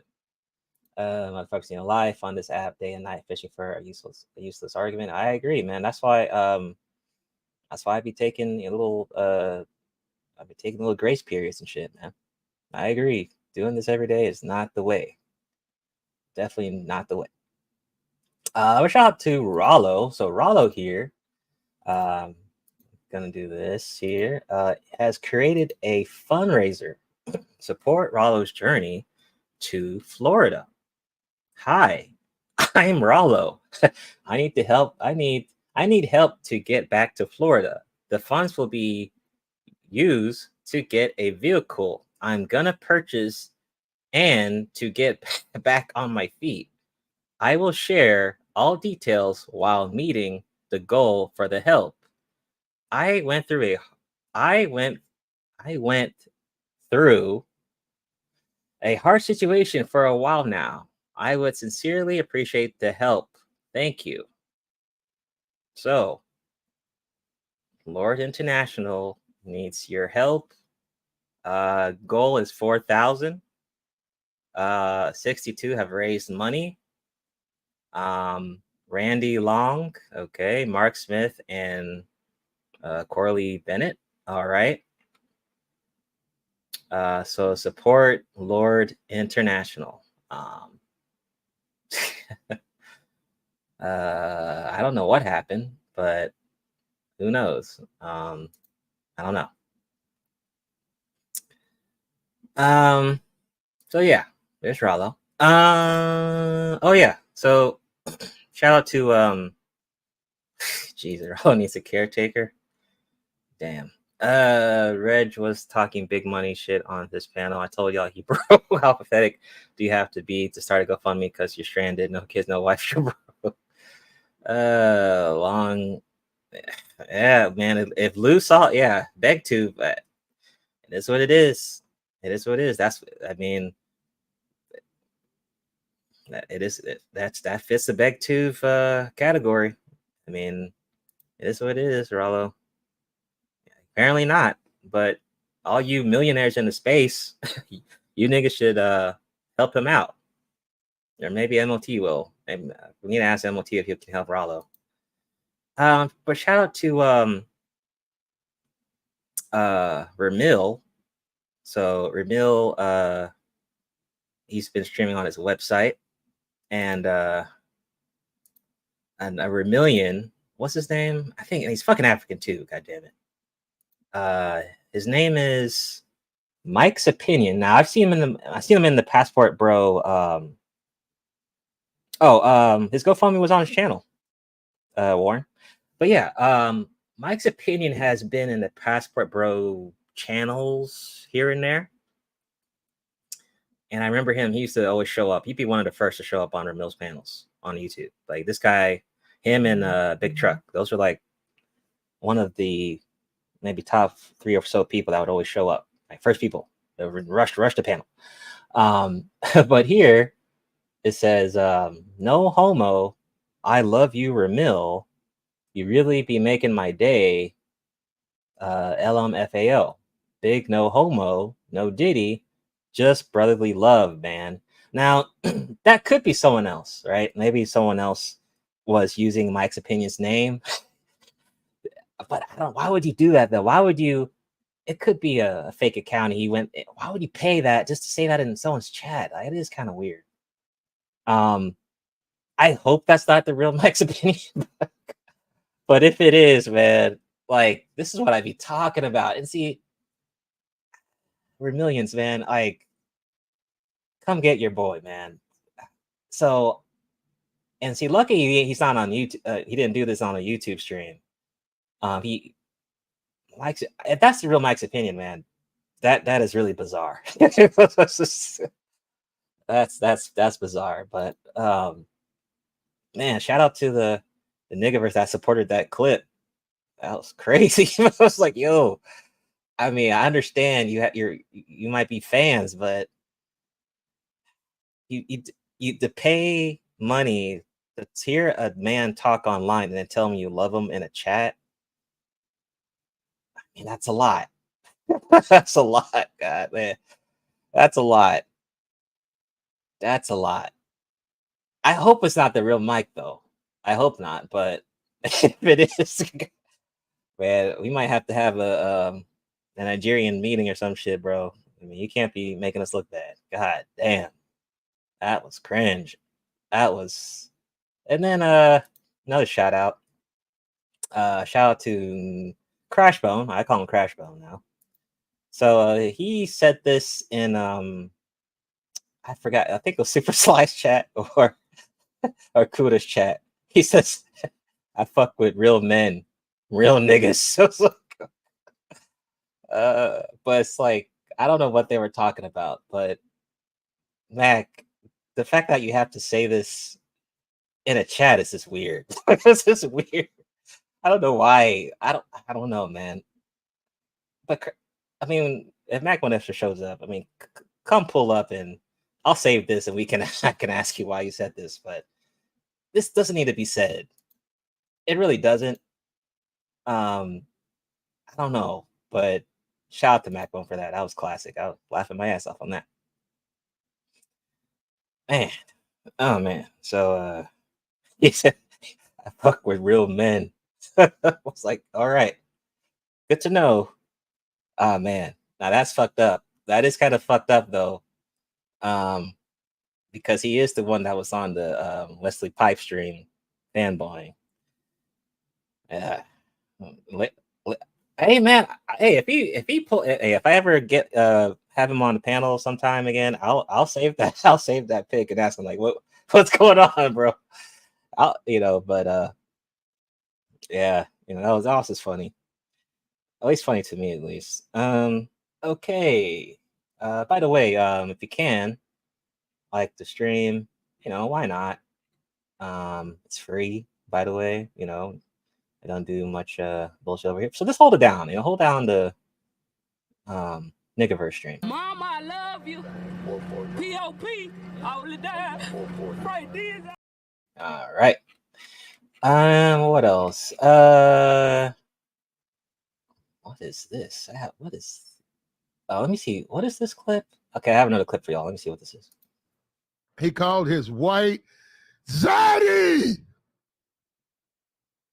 You can't make this up. He just called his white Zaddy. He didn't call his mother. He didn't call his father. He didn't call his wife, his baby mamas. He called his white Zaddy. And you Negroes defend this. You Negroes are defending this. You Negroes are defending. He called his white Zaddy. That's what he did.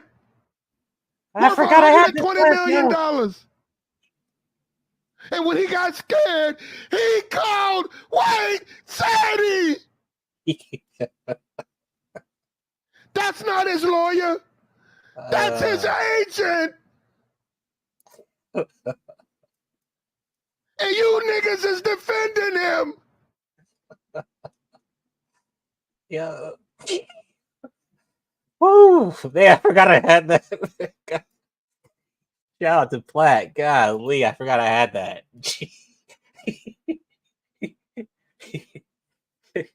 Woo! Man, I forgot I had that. Damn. That's God. Oh man. The Platt. Yo, you know what? I think I'm definitely gonna. I need to have Platt on the channel sometime. I mean, I've talked to him before a long time ago, but I gotta have him on the channel. Yeah, I definitely gotta have him on the channel. He's too funny. So I'll try my best. If he has, I'll email him sometime. And that's not a task. Yeah. Whew, that was good. That was funny. Damn. Next clip. I have another one. So shout out to well, I don't know if he wants me to shout him out, but shout out to him who gave me the clip. He's basically doing an impression of Sean James, and you know, I'm cool with Sean James, but Sean James has some funny ad libs, I'd be saying. But here we go. Shout out to the guy that gave me this. He's climbing through your window, snatching your people up, trying to rape them. So you need to hide your kids and hide your wife because he's raping everybody out here. And if the perpetrator isn't caught, I say if the perpetrator isn't caught, he's going to continue to rape everybody out here until eventually he runs out of people to rape. And then he's going to move on to another city where he will continue the process over and over again. We need a collective effort, or for someone to step up who knows who this guy is, to do the right thing and turn this guy in. I say to do the right thing and turn this guy in. You know what? Although that's not Aegon, that just kind of sounds like Aegon a little bit. That's weird. That's not Aegon though. Sounds like him though. Jesus. He reached from a teleprompter. He's funny. I have a colleague that sounds just like Sean James. Every time he talks, he's like out here. I was like, yo, you remind me of someone from the internet.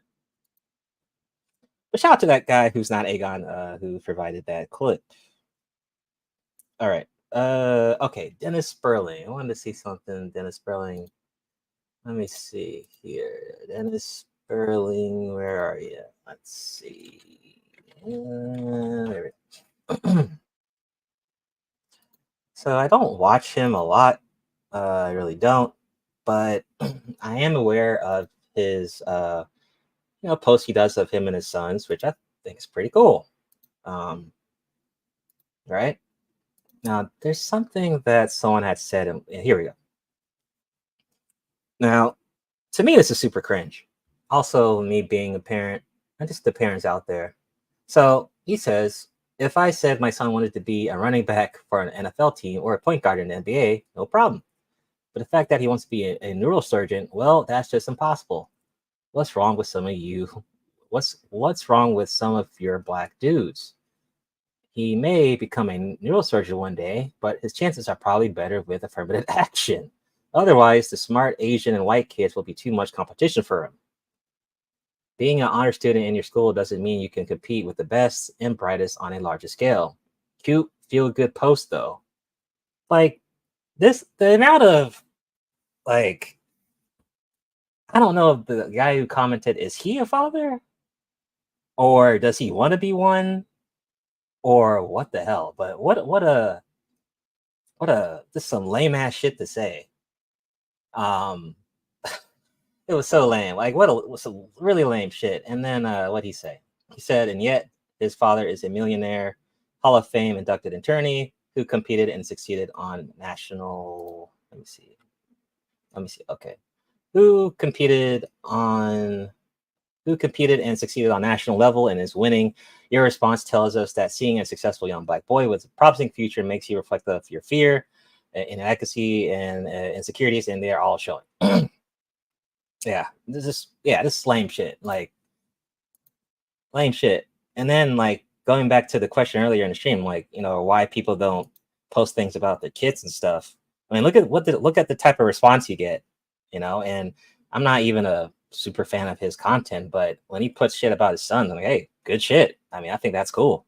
But look at this lame shit that someone had put. And it's just like, wow, man, are you like, I mean, is this guy a dad? Like, I don't think, I would hope this guy who said this isn't a dad.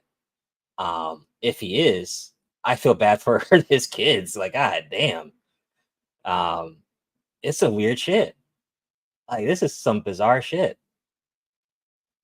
It's really bizarre. I mean, like, if the kid wants to be a neurosurgeon, let him be it. I mean, good money. What the hell?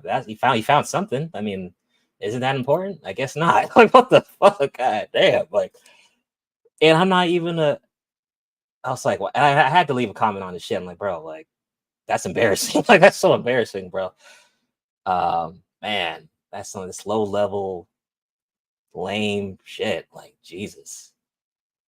But shout out to Dennis' son though, both his sons. So yeah, that shit, man. And then that's some lame shit. That's some really stupid shit. Yeah, man, hitting on the boys. Yeah.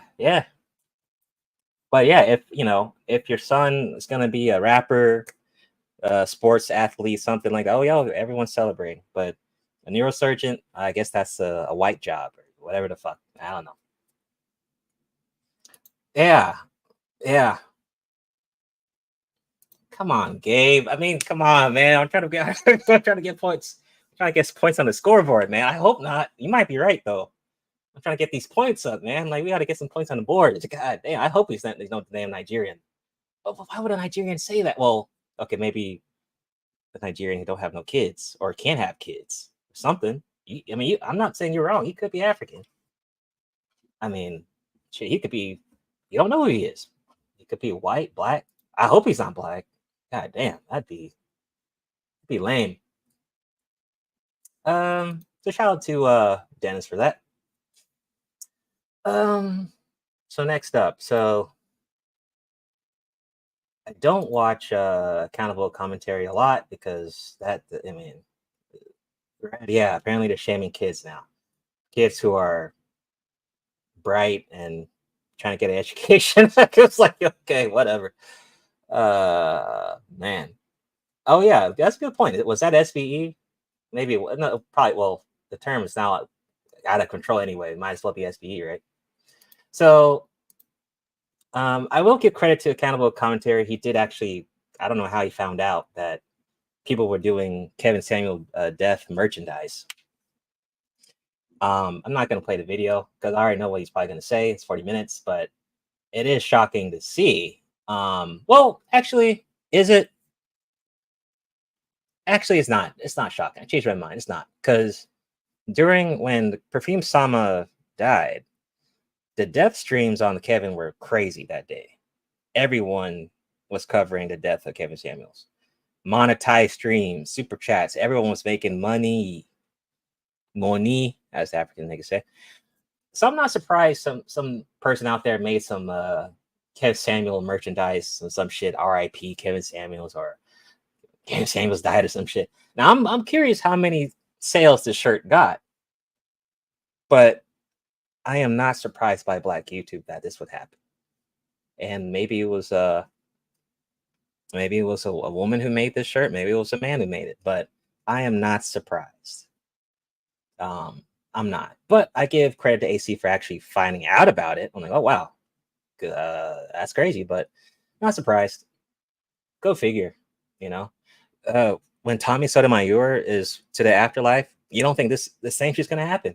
Multiple streams, death streams all over all week, maybe even all month. Merchandise. Tommy died. R.I.P. Tommy. All types of bullshit. Not surprised. Not surprised at all that someone would do that. Okay. Okay. So I'm not going to play this video because it's kind of, the title is cringe enough. But Fit X Fearless, once again, is up to no good. So he has a video called 5 Scientific Proven Ways to Make Your Dick Bigger. And people actually viewed this. And I would assume most men watch this channel. So I'm not going to watch the video, but I'm probably going to look at the comments, though. Let's see what people are saying. See if there's anything funny here. Okay. Only YouTuber in the manosphere who talks about all these darker subjects. Shout out to you. Okay, someone gave him a shout out for okay. Can't let the TikToker see this one. It's gonna be jokes left and right. I feel bad for everyone who is here. Damn. Uh-oh. Top ways. Weight loss. Penis pumps. Traction devices. Okay. Who made this dude the meat inspector? You pause. Now that's cringe. Spirit said KSR JFK. Man. Yes, that's the dude who tells dudes to stand up and show their bodies and shit. What the hell? Yo, this is bizarre. This guy said, yo, show proof, gang. What? Okay. That's bizarre. Okay. Just use what God gives you, guys. Okay, I agree with that. If you're so insecure and think your body's inferior or not good enough, you have bigger problems to fix first. Okay, fair enough. Guys, just work out and lose weight. If it gives the most consistent results about hurting yourself or make yourself go bankrupt. Okay, fair. Okay.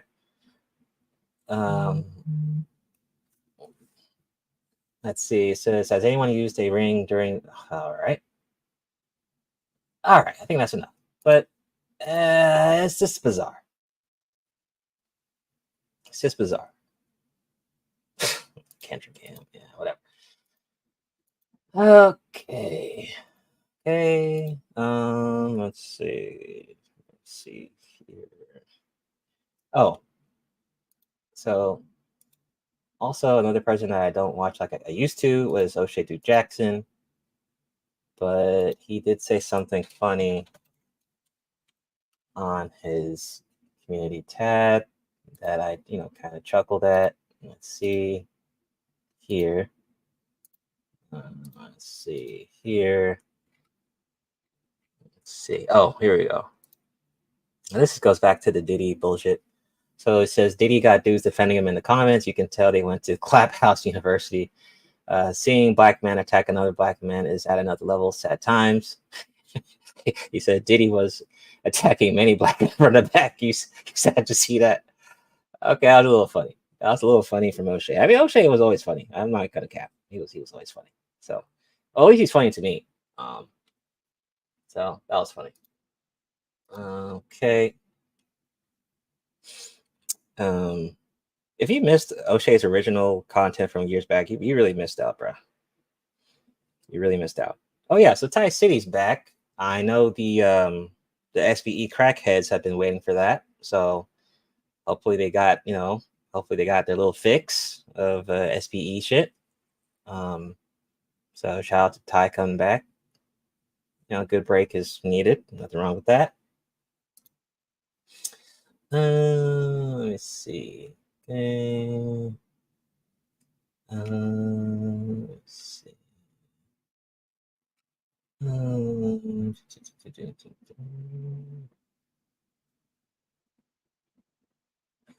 see.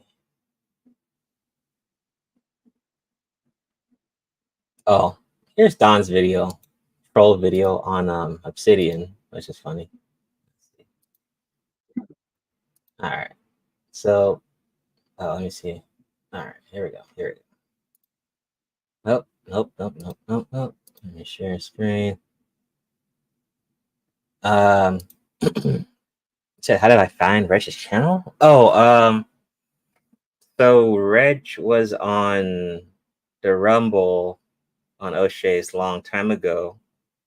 This is when, Reg would appear in chats, go on panels, stuff like that, like normal YouTubers. But I found him on there. And yeah, I think that's how I found him. Yeah, that's how I found him. He used to go on panels more back in the day, I think. All right, here we go. Let's see. Here we go. Here's Don's video. That's just fun. Obsidian. What happened, bro? And Don, why do you buy? Before you say anything, look, I supported you. Look I bought your book. Look at that. but I saw your teeth. Like, dude, what? Oh, like, I don't even know what to say. But let me. I figure, I give you guys a little game too about the dentist. Go to the dentist. So you see here, right? I have health insurance and I have dental insurance. So for some people, their health insurance, I have Blue Cross Blue Shield, as you can see. So my health insurance covers 2 cleanings and 2 x-rays a year. So every 6 months, I can go to the dentist and get my teeth cleaned and get an x-ray to see if there are any cavities or anything like that. However, it doesn't cover fillings. Like if you want to repair the cavity, or if you need a root canal, or if you need braces, this doesn't cover that. That's when dental insurance comes in. So the dental insurance covers cavities, root canals, if you need braces, yada, yada, yada. So, and I don't really say but with this, I can get an extra cleaning. So yeah, he's fucking his benefits. I go to the dentist 3 times. No, well, that's a good point, Spirit. I don't think Don was being considerate to Black YouTube because everyone is not even employed. Some people don't have insurance, bit insensitive, Don. He could have been a bit nicer on this. But I understand he was trying to, give help to O-Man. Oh yeah, Warren, you said so. You've been watching Reg for that long. You were a cloud watcher.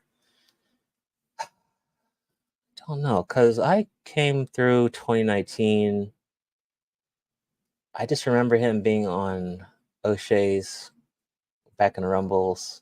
I don't think I wasn't there until the Rumble started, when he started doing the Rumble things. But I appeared somewhere in 2019 when O'Shea was still doing them. And then he ended them, I think. But yeah, I think I found Reg on that Rumble episode, and then I think I found Reed and Titan, and then they were on Reg's, so I followed them to Reg's. So I think it was actually Reed. If it wasn't for Reed and Titan, I may not have not found Reg's channel. You can get insurance. Yeah, that's true. Yeah, you're right, Flacco. Yeah, but yeah, it is more expensive. A year, 3 times a year. So that's what, every 4 months. So I'll get a cleaning and an x-ray for 1 visit. My first visit, I get a cleaning and an x-ray. Second visit, I just do a cleaning. Then the third visit, I'll do a cleaning and an x-ray, because that's what this covers. So these are some of the things I use. Now, this right here is the Oral-B Black. I bought this 2015, basically 9 years ago, and it still works well. Still works. I actually passed it down to my son. This right here is a beast. Okay. Man, Don. I love this toothbrush. I love it. Oh, keep it technically Oral-B Black. See? Look at that. Still strong. Still strong. Okay. I want to say 2 years ago, like I said, I upgraded to, like I said, the Oral-B I09, which is this. And as you can see right here, it's fancy. It has a little LCD screen, not LED screen, LCD screen. Damn, man. And you, let me see. See? Press it like that. Lights up. I'll give you a sad face if you don't finish in enough time. So it has a timer on here. So it's like, what? I want you to brush your teeth for 2 minutes. So if what was I gonna say? This is my second one though, because the first one So this one, he's just breaking down teeth shit. Let me see. Don had another video. Let me see. Here's another one. Let's see.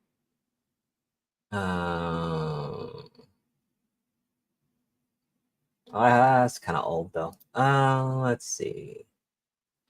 What else we got here? Let's check this out, shall we?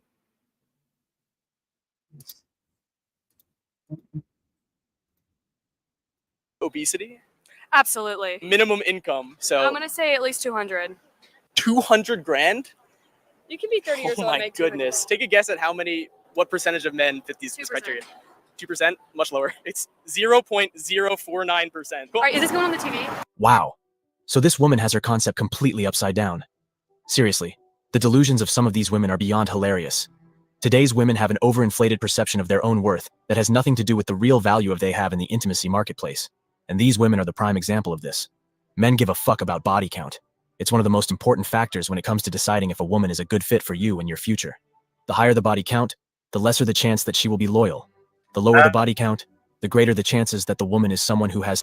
Yeah, but no, well, I can confirm AP. We don't do, well, at least us, well, we don't do that, but Don is not, Don's African American, I believe. Yeah, AI generated. That's why it was kind of weird, but let's keep going. Self-respect and dignity, and will be a good partner. Society nowadays, I feel like it should be equal. You think so? I do. Okay, answer the question. Do you want a man that's your height, or preferably not taller, right? Okay, do you want him stronger than you? Do you want him to be more competent than you, smarter than you, being able to lead you? Okay, do you want him to make more money than you, preferably, if you had a choice? Okay, so nothing about what you want is equal. All women want, is what I'm trying to say. You're not that special. For the most part, women only date and marry up the socioeconomic spectrum. If it's an alpha, you can tell that they merely want to have a brief affair. Nothing will stop them from spending the night with a recent prisoner if he's alpha enough. But again, hypergamy dictates that they only date and marry up in the long run. 8 or 9 out of 10 girls always picks a guy that's in like the top 2%. And it's crazy because I'm like, what makes you think that you're going to be able to get this guy and more importantly, keep him and have him give you the title of his girlfriend? You know? And they say, well, he's out there. I'm going to get him. You know, I'm manifested, girl. We literally had to put a clip up where a girl scored a 0% on her man. 6'5", certain amount of money per year, etc. 0%. She scored. This is hard to consume. It's just like, maybe if it was a couple years back, I could have watched that. Man, it's hard, man. Yeah, I agree with you. Yep, a lot of coke going on. By the way, let me show you Cellulite's channel. So Cellulite, let me see here. Cellulite podcast. This is I think this is Robbie's boyfriend, I believe. So Cellulite here roasted World Class not too long ago. Where is it? Yep, there it is. I would play it, but you know, I don't think Cellulite's from the beef sector.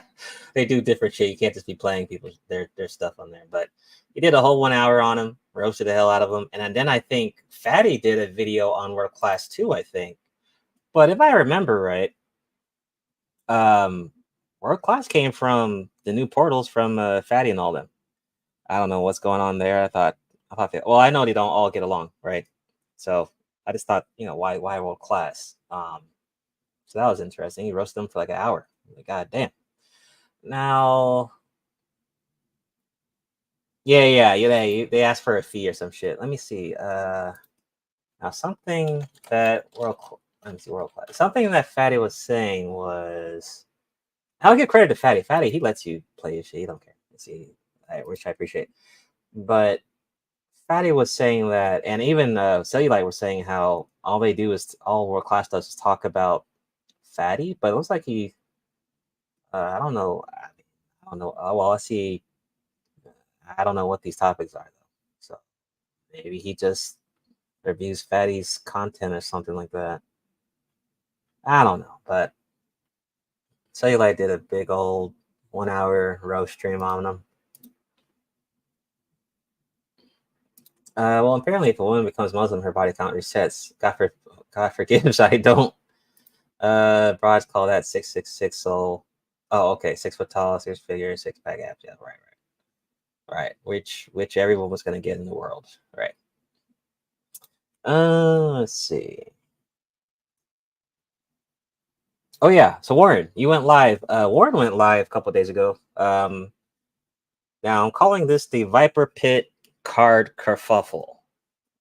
Warren said he's going to go live, I think, in a week or so. and I will be waiting for that with front row seats. But I caught the live kind of late, but it's good to see that Warren's going live, so that was cool.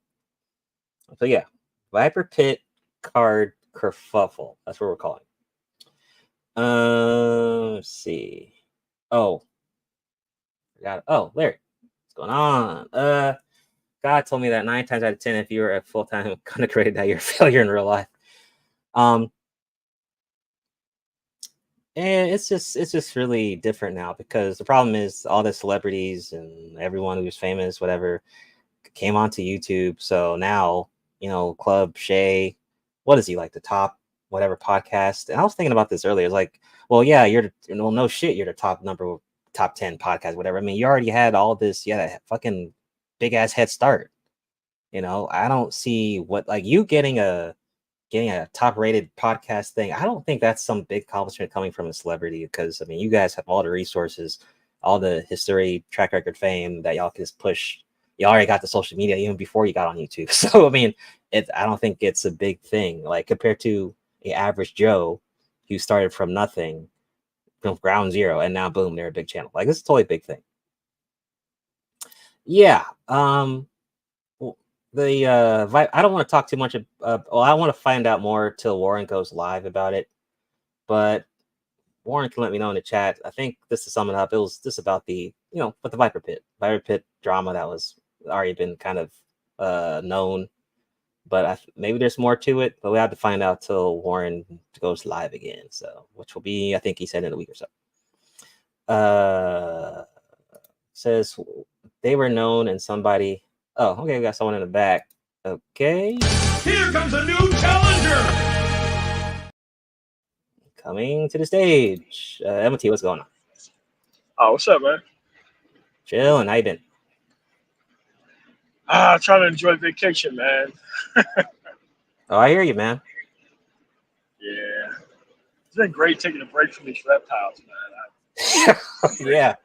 Yeah, man. I'm not gonna lie. I've enjoyed. I've been enjoying ever since my last episode of Nigga Ball Z. So I've been enjoying myself. Cannot complain at all. But any thoughts of anything I've said so far? Yeah, man. Like, I don't understand how people are still listening to like this Fresh and Fish. Well, I mean, they had a big fan base, so got a lot of sheep. No, but they had a fan base of people who they wasn't serving.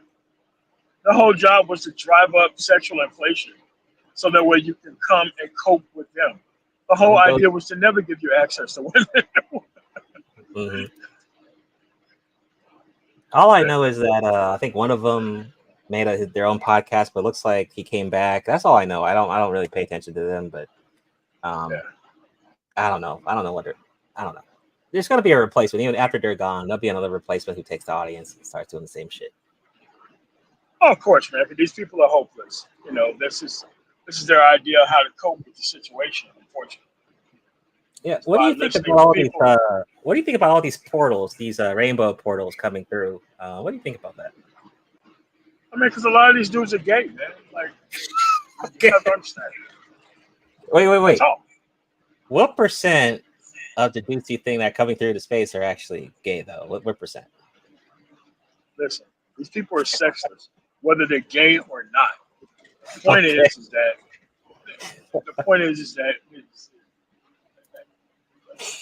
I mean, at this point, there's no telling.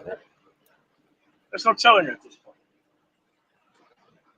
But Zero, 2 years ago, the gays are coming, man. Yeah. Yeah, man. But I think they're getting more confident, because when you do these topics, that's when they get confident and they pull up. Because I mean, you're talking about them. You're gonna pull up. Yeah, and it's like simultaneously don't nobody like gays, and also simultaneously people listen to very effeminate sounding men gossip monger all the time. So this shit ain't mutually exclusive. It's not. And like I said, I mean, I'm just saying, if that P character makes a channel in the space, I'm just like, Because they started making channels, which they already are. I mean, hey, this is what y'all Look, wanted. So Obsidian was down to have him on, man. Obsidian was down to have him on. As long as you can make a buck off of it. So Oh, yeah. what's the problem? I mean, they're a demographic of people. You have a demographic of dumb niggas, who ain't gonna get their shit together, who ain't gonna leave this hole the fuck alone, and subsequently want to keep not getting their shit together and want to feel special about it. So I don't see anything wrong. Larry, with exactly. All these Yeah. other people coming here and just showing how much more stupid this group of idiots are, man. Like I don't see anything wrong. Larry, the thing about the beef sector, though, they're more. I mean, there's more chaos over there, but they're more transparent about what they like. I mean, they're really proud about. Hey, I like men. Hey, I like women. They just don't care. So I mean, but that's what happens when you get a bunch of unchecked niggas there. Like chances are, I mean, what's the skill set to be in the beef sector? What's just cussing niggas out, pretty much roasting. That's it. Yeah, exactly. That's it. Exactly. So, yeah. I mean, but it doesn't make any sense. Like, I think once you start talking about your sexual preferences to people who definitely can't deliver it to you, you've made a serious mistake that you're never going to be able to recover from. Yeah. So the MLT, you're not doing a Diddy stream. You're not getting this money, MLT. What money? I already got money. Well, the Diddy money off the Diddy stream. You're not gonna do a Diddy stream. No, I mean Diddy stream is pretty straightforward. They just combined racket. Like people don't understand anything that you obtain through fraudulent means is a racket by technical definition.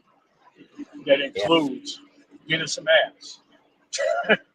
Apparently, having these freak offs. Yes, they just did an actual sexual version of Rico. Sexual Rico. That's just what they did. So when these dudes are talking about traveling overseas and getting all these women and shit, hey man, keep in mind, shit can come back to bite you now. Right. It all can. But this is what was going to be the eventual end to this situation is that you was not going to be able to have any illicit association with any woman at any time. Because you could turn around, flip the script, yeah, I was trafficked. Boo hoo, I'm fucking 15 years old. That's what it is. My only thing about the passport thing, recently I saw a lot of people are like, oh, well, they'll say like, this is why black men need their passport. I'm like, bro, you dumbasses. Like, okay, you get the passport and then what? You still got to make a choice after you get the damn passport. Bro. Like, I can't stand when someone says, oh, well, this is why men need their passport. These niggas, how are they not killing more of these people when they just show up with the coke and the smile and the hard dick? Like, how come these people in other countries just butchering these people also? Oh yeah, that's right. On the episode, we confirmed that you wanted to kill niggas. So, have you killed niggas before, between the last episode and this one, or what? No, I just hope a lot more are gone. Okay, that's good. Good to hear. Yep. But here's the thing, man. Like these sexless men fuck up everything.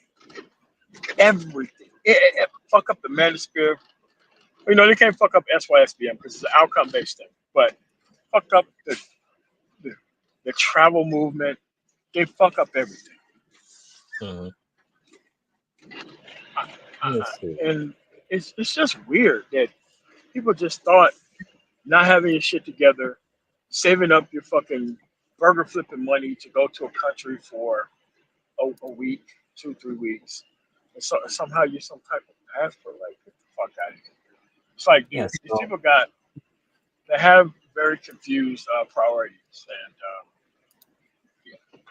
So here's the German Shepherd Whisper Minister Jap, right? So he did a video. Why how is he still alive? well, after he got knocked out, he came back up. Well, here's this video. Extra life, man. Yeah. Here's this video. Why Red Pill and Mansour is dead. Well, let's just check it out. Let's see what the German Shepherd Whisperer has to say. I hope it's fun. Let's hope. Hey, So the whole live stream, man, or you already know, man. No, this is just You like gotta get into this, man. You know, we're really looking around, seeing how things is moving and shaking around here, man. It's a real big. I can tell you why it's dead. You know, the manosphere is over. The red pill is over. There's a bunch of shape shifting and grifting. And I just want to That's formally, yeah, that's you. You know, disassociate myself from these different people and the whole entity and the whole. So stop right here. Stop right here. Yeah. Most of the people from his actual fan base is from these groups. So what he's doing is he's trying to separate himself now that this shit's dead. But you have to understand that this dumb nigga owe bitches everything. If it wasn't for these hoes acting a fool, you wouldn't know who the fuck a Minister Jab was. This dude lived exclusively off the bitch. His Like, whole catalog is German Shepherd this, German Shepherd that. Yes, yes. And the problem is that that's what happened, man. Like, dudes come through, they suck up all the oxygen out the room, and they claim it's dead, and then they leave. And it's like, but your content hasn't changed, guy. It's not like Mr. Jap turned into like some professional or some professor. Like, no, the dumb nigga still believes in game. He's gonna end up getting killed by the very fucking woman that he claims he's fucking good at. Which is coming by. Like Dave said, yeah, he's been to the mainstream meetups. I mean, he's in the cahoots with. Yes, OJs, he was paid to show up with this shit. And here's the thing, man. Most of these dudes who showed up to these meetings, meetups, straight up embarrassments is fucking human beings. That's why I never went to them. Big J says Harris might win. That's why they're quitting him. No. Like, all these niggas should have their mouths cut off, and all these dudes should be brought up on RICO charges. Every single one. Okay, wait. MLT, if you cut their mouths off, how is he gonna eat food then? MLT, like through a straw? Yes. No. IV. That IV. Oh, that's terrible. Yeah, man. But at the end of the day, you can't keep running up the score on bitches that you're not even fucking with, and have no proof of fucking with either. You know what? Like you said before, right? German Shepherd this, German Shepherd that. But it's like, aren't you just smashing the same chicks that you're talking about? Yes. Same women that he's talking about are the same motherfuckers that's in the inboxes. Remember, he would cam up drunk as hell at the bars, just talking whatever. I'm like, but you're messing with the same chicks, dude. Like, in the same areas. It's not like he went to some upscale part of town. It's set out to be. You know, this was supposed to be a movement for men with a voice, to talk about what we've been going through. To actually you put yourself through our side, you know, for us to finally have a microphone, because women for decades, you know, they had the microphone. All right, stop right here. Stop right here. The pool got full. Like this talentless piece of shit that we're looking at right now, the pool got full. And he ain't the only dumb nigga who purposely sound like he has a 5th grade education, even though he's college educated. This shit is on purpose. This whole street shit is a fucking act. All right? There's nothing street about this shit. At the end of the day, you dudes wanted to live off bitches. The drunken casino arc. Nice place. Like these dudes wanted to live off these hoes, man. And guess what? The pool got full. The pool got full of a bunch of grifters doing the same shit. First, it started off with how Jap is, and then there was round tables of the same type of niggas doing the same lame shit. And guess what? Like, a lot of people couldn't like bump it up to the round table shit, because the round table shit and actually argue with bitches and what these dumb niggas wanted to see. That's how Fresh and Fit took off. You know, it was one thing to be talking online with a whole bunch of men. Now you're talking to actual sex workers with fucking booking information about the same shit that you claim that you're above as a dude who's so-called red. Well, first, let me read the comments. So the sector is full of frauds, fake love, fickle support, and overhyped content creators. I agree. But you're right. But like you were saying, right? They wanted to talk to the hoes. They wanted to have them on panels and stuff. And then remember, there was a period like a couple of years back where the whole going mainstream and not going mainstream. You remember this, right? No. What they wanted was they wanted mainstream attention. They just didn't want mainstream responsibility. Okay, there you go. Yeah. They wanted to live off this problem. They didn't want to solve it. Like Mr. Jap did not come here to solve any problem. Mr. Jap has been here a decade. He's been here as long as I've been here. A decade. Talking about the same bitch. A fucking decade. Talking about the same bitch. Like these niggas got so much game, so much red pill, so much all this shit, but they're still on the fucking market as if they ain't even talking to bitches. How is that possible? Frieza said Jeff saying that nigga that called an investor on Ramils to go after David Carroll. Man. All right.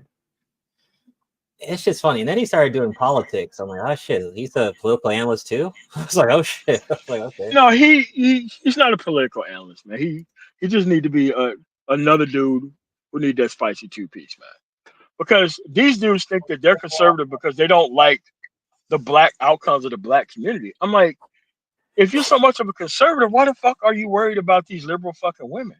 Yeah, Blaze, that's right. Did anyone clip that? I got the receipts. I remember that. Oh, that was classic.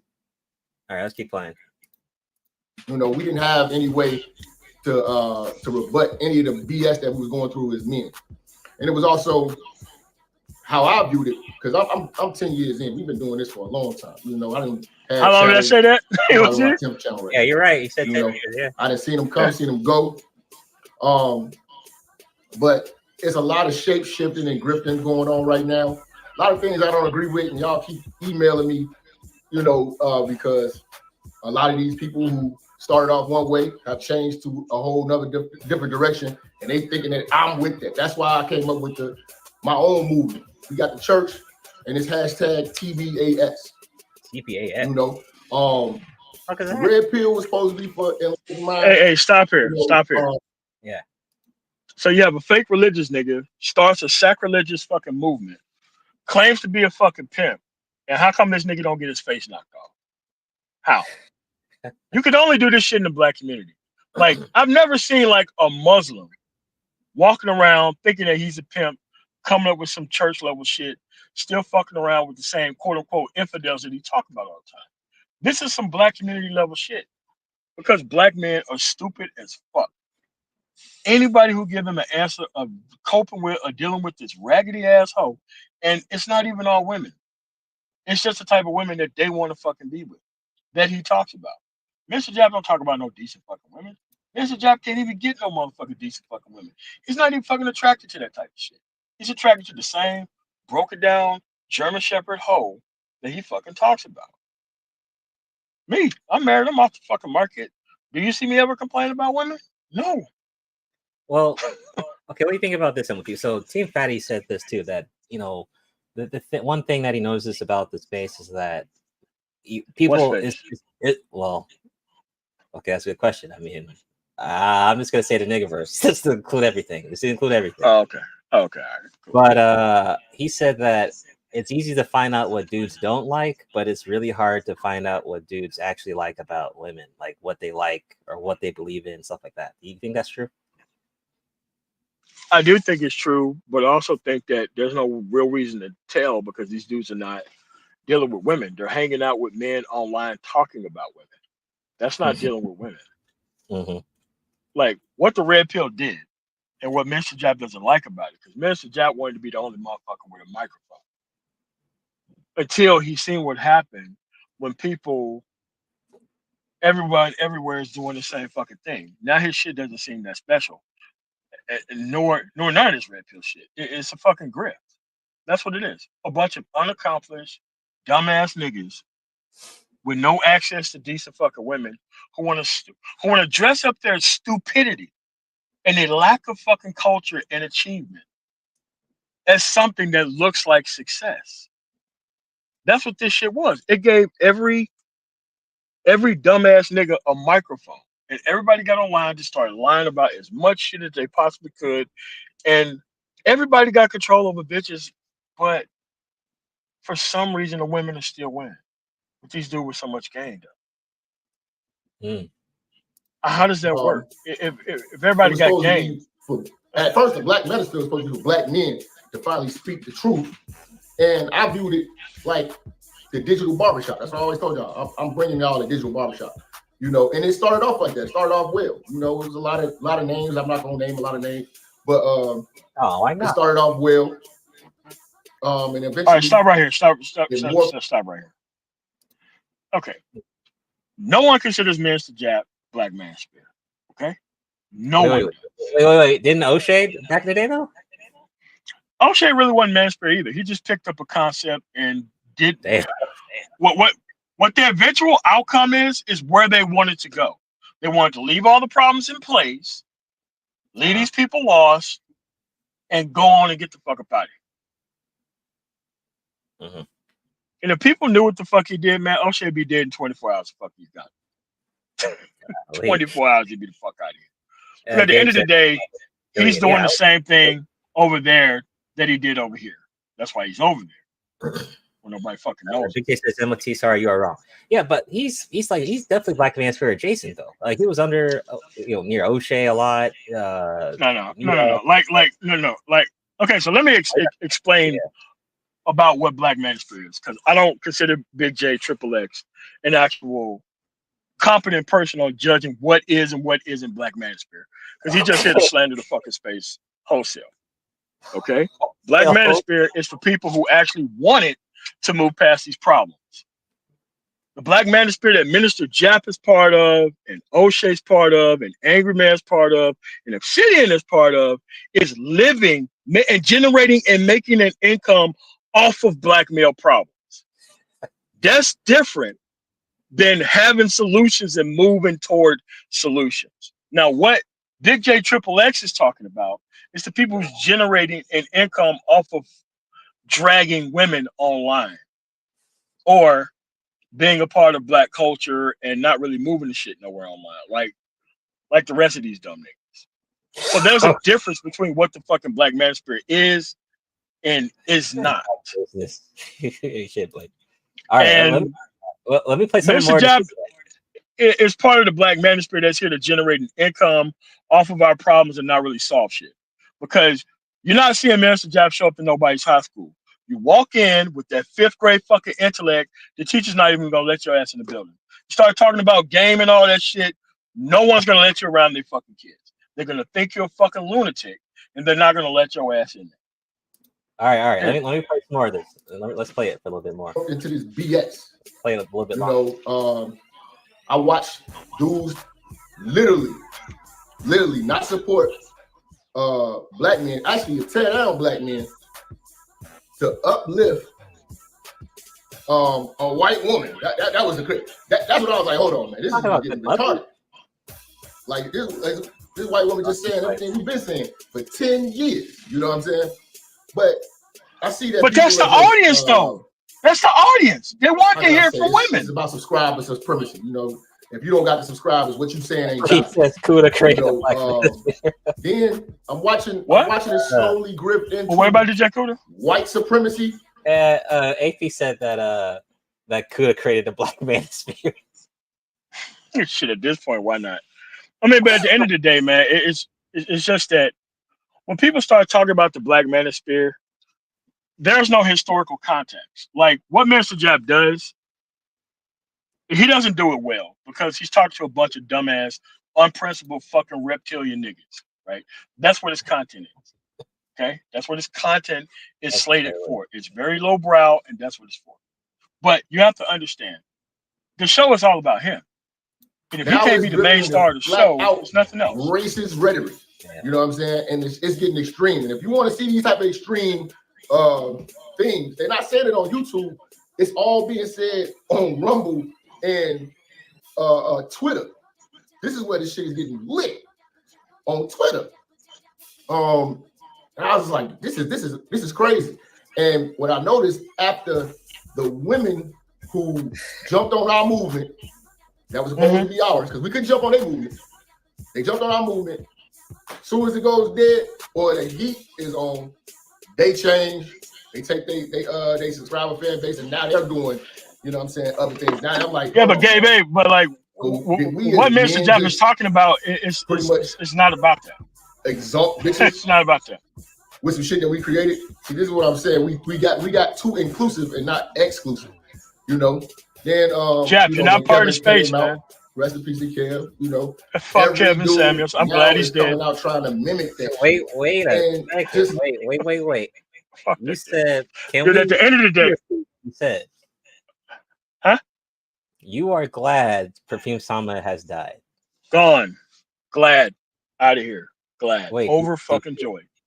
Okay. I just want He had to go. Wait. I will give a reason why. Okay. The women did not need to be talked to by anybody. The women didn't need no fucking help. The women know how they got into the circumstance that they got into. For these guys to do all this shit within this fucking space, their whole job was to be Kevin Samuels. To leave all these problems in place, give you bullshit advice to deal with bullshit bitches, and watch you fucking fail. This dude was talking to the most raggedy hoes on the planet while he had 1099 bitches. And you dumb niggas, man, what the fuck? And it's like when somebody call you a hater, man, you need to just pick up a brick and hit that nigga in the mouth. Because at the end of the fucking day, this shit is true what I'm talking about. Kevin Samuels was trying to get you to be with ignorant, dumb bitches that was going to fuck your life up. He had no fucking access to decent fucking women who wasn't gonna do that shit to you. He wouldn't have had a show if he was concentrating on decent women because there ain't that many out there.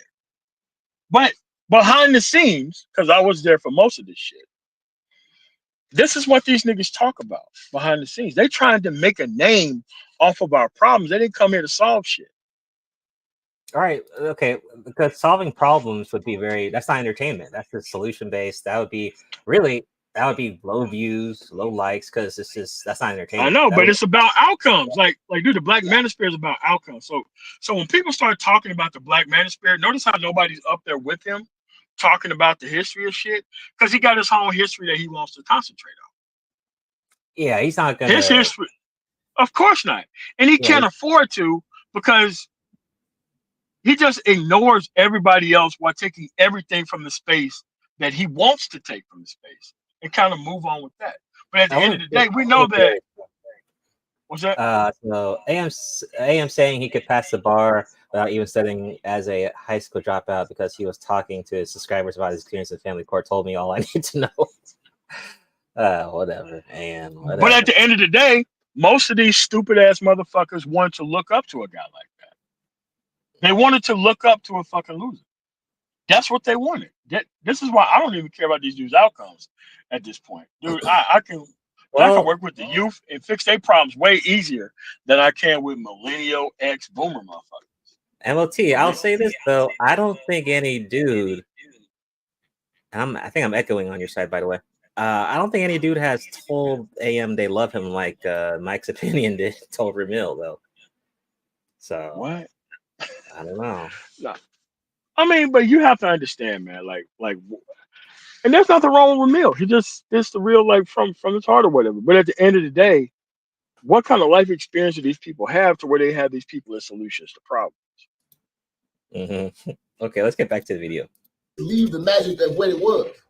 You know, you got dudes literally putting on a suit, playing soft music, mimicking the whole Kevin Samuels movement. No creativity, you know, no integrity. This shit is just flat out disgusting. Then why are they popular then, dude? I scroll through y'all send me this stuff all the time. You know what I'm saying? But I'm seeing it's a big grift, a big change, and now that it's getting into the white supremacist, racist rhetoric, and like really, and they bringing in the racists, like they bringing in like, you know, like terrorist type of dudes around. And I'm like, just because you got subscribers don't mean I need to be talking to you. You know, then I'm watching men Joey. You know, do a lot of things that's contrary to men. Let me pause this and greet anyone who I forgot to greet. Shout out to Joey. No, T will probably be back. I think he was echoing a little bit. Let's get back to it. You know, when did we start being suckers and start, you know, sitting down with punks and, you know, it just, I'm like, what anything for abuse? Where's the integrity in you? You know, like we got dudes coming in as rapists, flat out rapists. We got registered sex offenders all in these spaces doing panels. I literally watched y'all sit down with it's three black. I ain't gonna say their names because I'm not trying to keep blowing these clowns up, but three dudes I know that's literally registered sex offenders and got the nerve to talk about the game and talk about a nigga like me. I wouldn't even hang with niggas like that. But it's getting weird, you know, and I'm a real life person in real life. All right. So once again, I said this before, it does not matter your status in real life. I mean, you could come in here through the portals and just get a StreamYard account. You don't even have to pay for it. Just get the free version and start talking shit. That's all that matters. I mean, you don't have, it doesn't, like your employment status doesn't work, doesn't matter. Your gender obviously doesn't work now. That don't matter at all either. Whether you know, your background don't matter, if you had a record or not, don't matter. None of that matters. As long as you get on this circle of circle jerk content and resets, you're good to go. So that's been proven. And the thing is, these characters do quite well. Really, these characters do quite well. If you've noticed, the ones in the niggaverse, the ones with the most like crazy backgrounds or crazy personalities, oh, of course, I mean, that brings more entertainment. Real life, yeah, I agree. Real life will always matter. This is just, that's why, hey, I just use this for fun, and that's about it. If this becomes more serious over real life, then that is an issue. Yeah, right. It's funny that Jap has these concerns now, like 10 years after all the German Shepherd, this, blah, blah, blah, blah, blah, blah. It doesn't. I mean, it should just be, you know, a little fun, and then that'd be it. This could turn off at any second. At least for me, I'd be straight. But for some people, they're trying to get a second chance at life, or maybe a third chance at life with this stuff. And I don't understand, like, people got these internet thing kind of messed up and misconstrued. You know, that registered sex offender thing was just crazy. You know, it's a lot of perverts out here. It's a lot of clown stuff going on.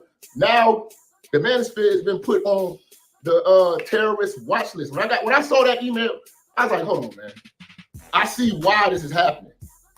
Because it was at first, it was a small thing. Kev, notoriety took it to another level, but now y'all bringing in rapists, y'all bringing in sex offenders, y'all bringing in white supremacists, then y'all just gave the game to a white woman. That was the most offensive thing. Oh, you talk about the pearl art. When I saw that, I was just completely offended. Like, this is crazy. You know what I'm saying? Because the heat that we take for saying what we say, for y'all to just get a game to a white woman. And I was like, hold on, man. And y'all was in abundance of support. When she came out and started doing the racist thing, y'all black men jumped on the bandwagon because y'all were so thirsty for subscribers and still didn't get them. You know, still trying to help her. It's gonna be okay. You know, y'all sitting around defending that shit. So I'm like, Latino niggas don't got integrity. And like I told y'all, every time I get into my show, I'm here to bring back the order and restore the dignity. You know, and the tricks started coming in. So I'm like, hold on, man. This is not what I signed up for. We never was tricks. Never was tricks. We was never paying for prostitutes. You know what I'm saying? And when that movement came out, and then you start seeing how crazy that movement is now. Now they're getting banned from countries.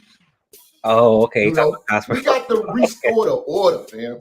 You know, and at the end of the day, man, my wife is it's church or die, man. We gonna do what we gonna do. We gonna rock out how we rock out. I can't affiliate with everybody. Everybody be like, you should do this. I can't fuck with everybody because everybody ain't fuck with them. You know, but the end of the day, man, now that the FBI they put you on the terrorist watch list, and that's on niggas all on the radar for that. I don't want no parts of that. You know what I mean? Like, you niggas is crazy. You niggas is crazy. You know, man. Hey, you telling the truth, AP. If you went in on YouTube, now you can have your life together in real life and do well on YouTube, though, right? You can do that.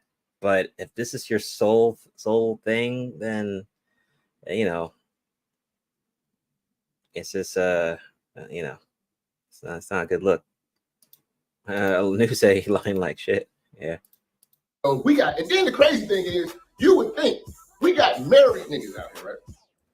Talking about dating, as if they actually dating or been on a date. You ain't been on a date since the fucking 80s.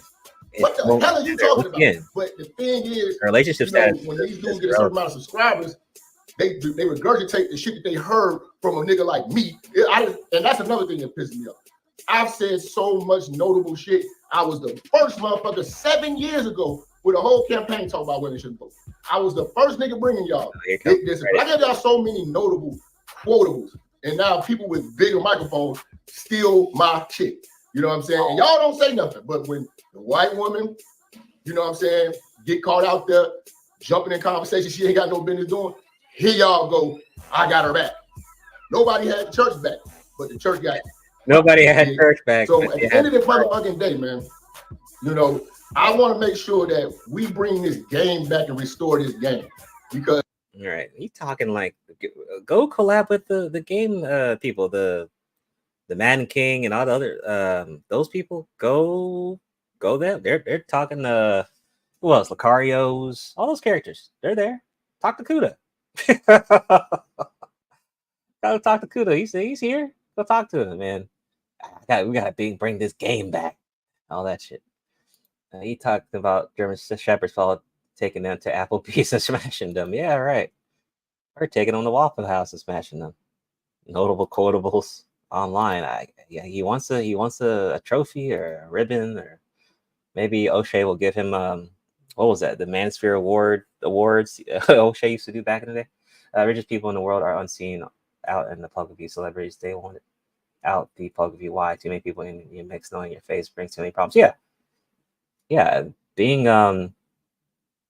staying low key and being productive and being successful and then being low key is a really good mix, because you know, showing yourself and flexing too much, you know, you're gonna become a target. So that's not a good look.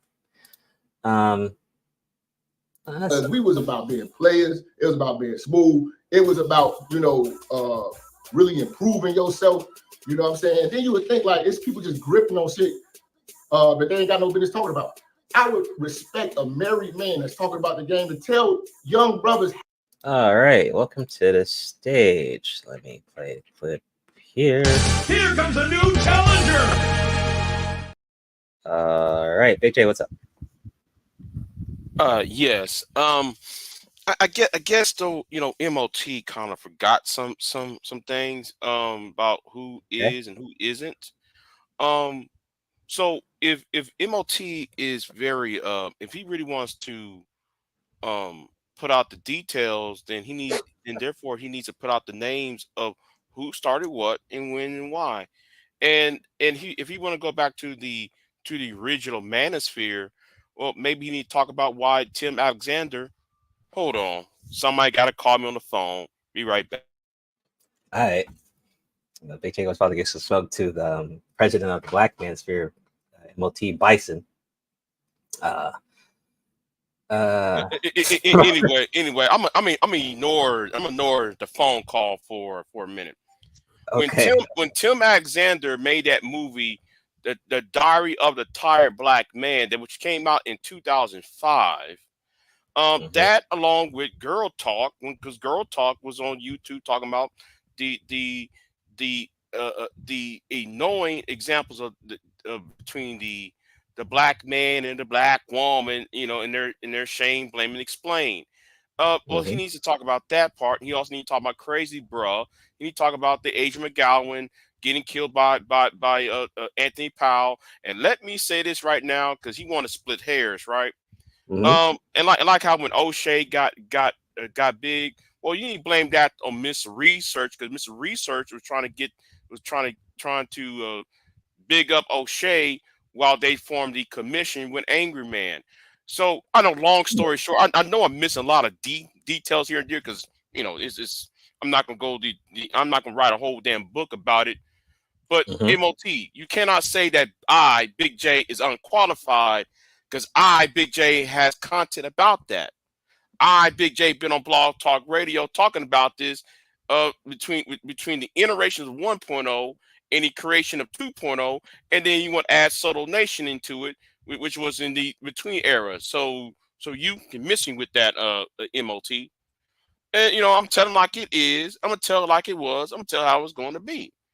Now, And Shaka News said his mom calling me. First of all, Shaka News, I don't know what your problem is. I ain't talking to you. Why are you trying to talk to me for? Now, and the thing is, it's a hate group. Why you want to associate yourself with a hate group, MOT? Since you trying to claim, since you want to be the president of the manosphere, when the Southern Law Poverty Center, when the McCain Institute, when the Texas Rangers, even the Texas Rangers called you Negroes a hate group. Ah, shit. So why would you Negroes will sit there and try to be a part of something that is a hate group? Oh, And let's not forget about the voice for men when Obsidian and Angry Man tried to write for it, and the white boys told them to stop. When Paul Elam told them stop talking about black women on their websites. So you can miss me with that. For real. I'm done. That's all I gotta say about it.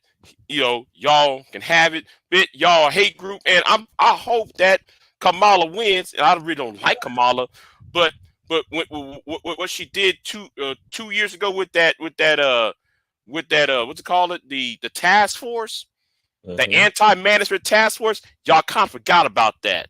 With y'all online misogyny, we do these grifters and all that. So that's why I said y'all about to go. So anyway, I'm out of here. Y'all have a good one. Okay. Well, Big J has challenged MOT Bison. Maybe when he comes up, I don't know. His signal was all right, but he was kind of echoing. But maybe he comes up, he can challenge back to what Big J has said. Let me see. All of this is useless. No, Big J. No offense. This is misplaced energy. Buster says you're gonna vote for her. Yeah, the historian is Big J, or as I call him, the archive. That is his name I gave him. There it says, "Don't give a fuck." Okay. New says, "I love Tate." Okay, that's funny. But yeah, I don't. Wait. Okay, got 2. Big J. Yeah, I'm here. I got something to talk about. Really talk. All this is useless information, Big J. No offense. This is misplaced energy. Well, guess what? You know what's misplaced? Shame, blame, and explain. That is misplaced. Okay, that's misplaced because y'all won't fight the patriarchy that put y'all in this low IQ position. So a lot of you niggas have low IQs that don't know what the source of your problem is. Y'all want to lay all the source of your problems on women rather than talk about the patriarchal system. We're in late stage patriarchy. We're in late stage capitalism. We're in late stage Western Judeo-Christian world. So y'all might need to worry about that because women is least of y'all's concerns. So yeah, Larry H. Yeah, misplaced energy. I put that on the feet of the SYSBM community, the MGTOW community, the Manosphere community, the Red Pill community, and all these stupid communities that people create online. Anyway, I'm out. Okay. So the hate group full of warehouse bros that really moves the needle in real life. Blah blah blah. You definitely follow mindless trends. Fox historian. Favorite word is arc. He said for real, bruh. Yeah, that's what he said. I wish MOT would come back. But yeah, I don't want to play the rest of that video. But let me read the comments of this video. Let's check out the comments. Maybe, let's see here. So, let's see, comments. Sure, never had women in this space. Once again, you can't control, the only way you could control that is if you don't have them on panels, but they can still be in your audience. So you can't control that. And and that topic dried up a lot. And then according to New told me there was women in the space years back anyway. So there you go. Gabe says, I think the black manosphere became officially cooked when they agreed that black women are the black man's biggest issue in modern time. Jeez. That sounds like some Edward Anderson shit. I forgot when. There's probably a couple of streams I forgot. Gabe, god damn, that does sound terrible. Oh god. Let's see. The red pill is not over. An entertainment focus, YouTube ad revenue, clickbait, red pill is over. See, this whole thing is, it's like people ignored that the whole Wachowski brothers, sisters, that now they're women now. They completely ignored that thing. So like the whole, it came from the movie, but yes, but the movie was actually meant for the Transformers, and they confirmed that it was for the Transformers. It's like people seem to ignore that. Money and women have always destroyed black men. Okay. CGA called it the manosphere would turn on itself. Grifters, Pearl, fraud, and FUD, messed up. Church, check in. This is the realest show on YouTube. Okay. Losers in real life will be losers online. Red Pill should have never been a movement, but remained just a philosophy. I'm gonna keep the basic understanding and they can keep the movements. Okay. People dropping the manosphere like spoiled milk. Manosphere lost its way. Every movement starts out great and it eventually evolves. It's had its time, and we understand the female manosphere for what it is. That's why I support what's the TBAS move? I don't even know what that stands for. The manosphere word, but it's not perfect. Digital barbershop is too crazy as a term. I love that, bro. You need a copy. That's not new. What the hell? That's not a new term. Digital barbershop is not a new term. Okay. Nothing is wrong with the manosphere. Just too many cats trying to dictate to other men what their opinions should be. Classic problem when men do anything. We aren't group thinkers. Men collaborate. We don't conform. Whatever. The so-called black manosphere has been dead. Dudes started making reaction videos. The Andrew Flakes, Kevin Samuels, Fresh and Fit, Myron Gaines, mediocre tutorials destroyed the game.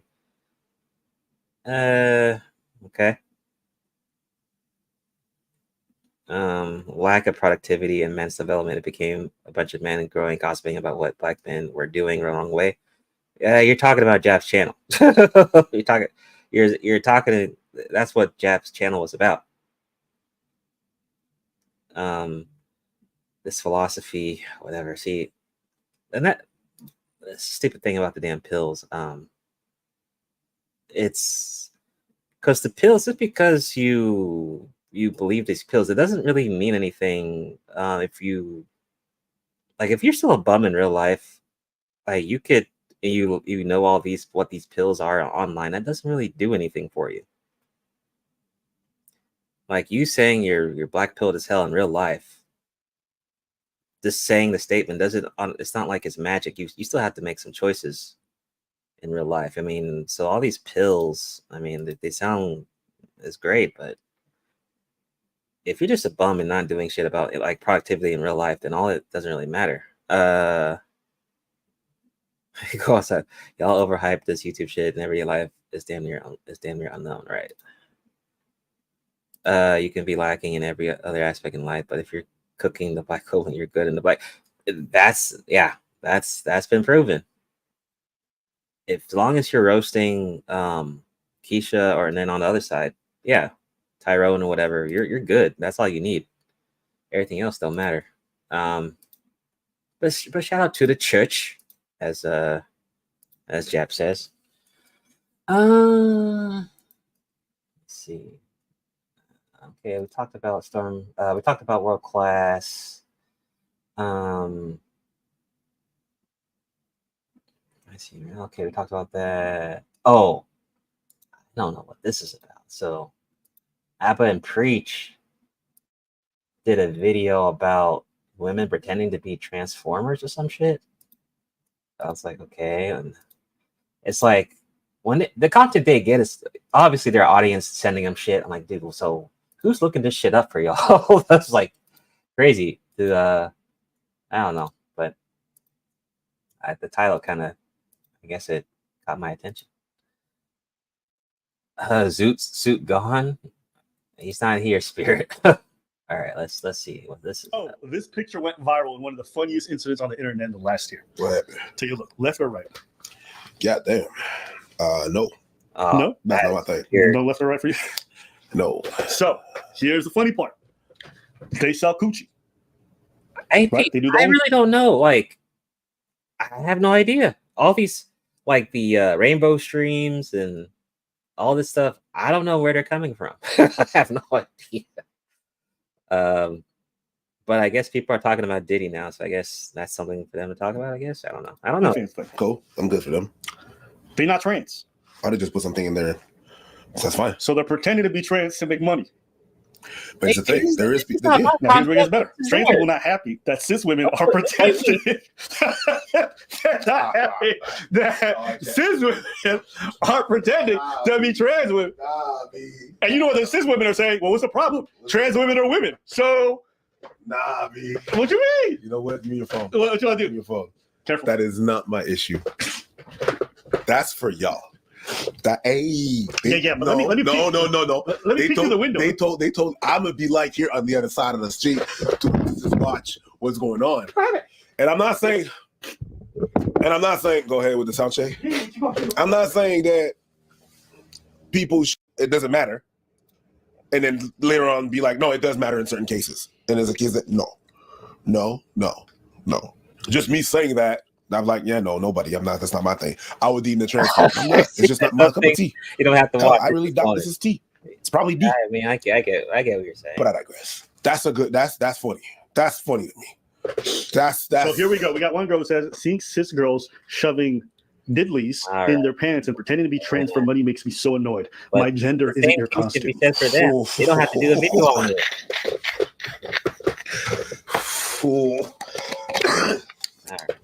All right. Man. I don't know what's been going on lately, bro. I don't know what's going on. Let's see. What's this one? So Hodge Twins had a video on this. Let me see what this one's about. Whoa, okay. No. Yeah, I don't want to share this one. Golly. Oh, this is wrong. Damn. Oh, you know what? God, man, Hodge Twins ain't shit. Well, just check their channel out. What the hell? I'm glad I didn't play that shit. Wow. I was gonna play this one. What is she doing? And they put that girl, man, they got a girl doing some animal sex and they got it on a thumbnail. And I don't know how that video's up. Golly. Fight?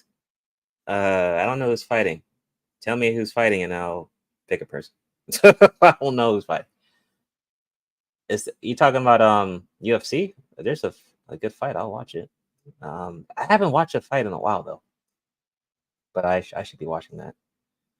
Demisexual, yeah. Poor Kuda. Let's see. Let me see. Oh, here we go.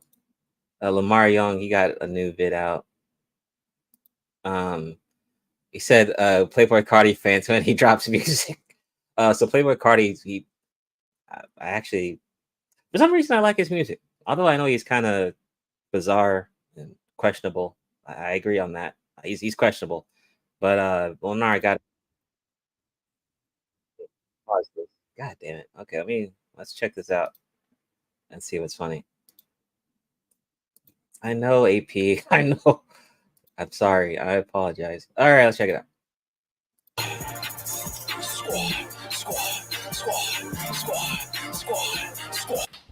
Yo, Cardi just dropped. He just dropped. Put it on. Got it all red. Just came out. Yo. Put that junk on right now. Yo. Oh my god. You talking about this song, right? Yes, that's the one. That's the one.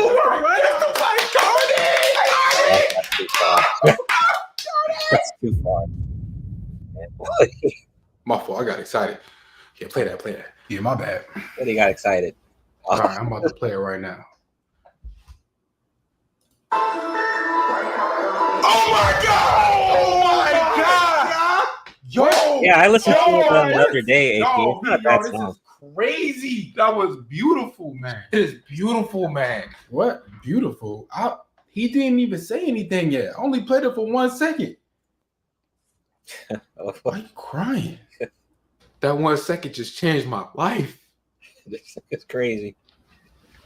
Like, I was sad moments ago, but now I'm happy, man. All right, Reed, chill. Crying tears of joy, man. Like, hey, I'm with you. Yeah, I'm pro Helma too, Larry. Yeah. it's just beautiful. Like, he cured me. I'm happy now. Happy as hell. Look at my arm right now. It's broke. But now it's fixed. Painful. Next to Playboy Cardi. See that? That's living proof right there. He the cure for everything wrong with this world today. Just with 1 second. He helped millions of people. Damn, didn't you know? You know, listen, I described what happened. You didn't. Oh, thanks for telling us again, Spirit. Jesus. Thanks for telling us again. I appreciate it.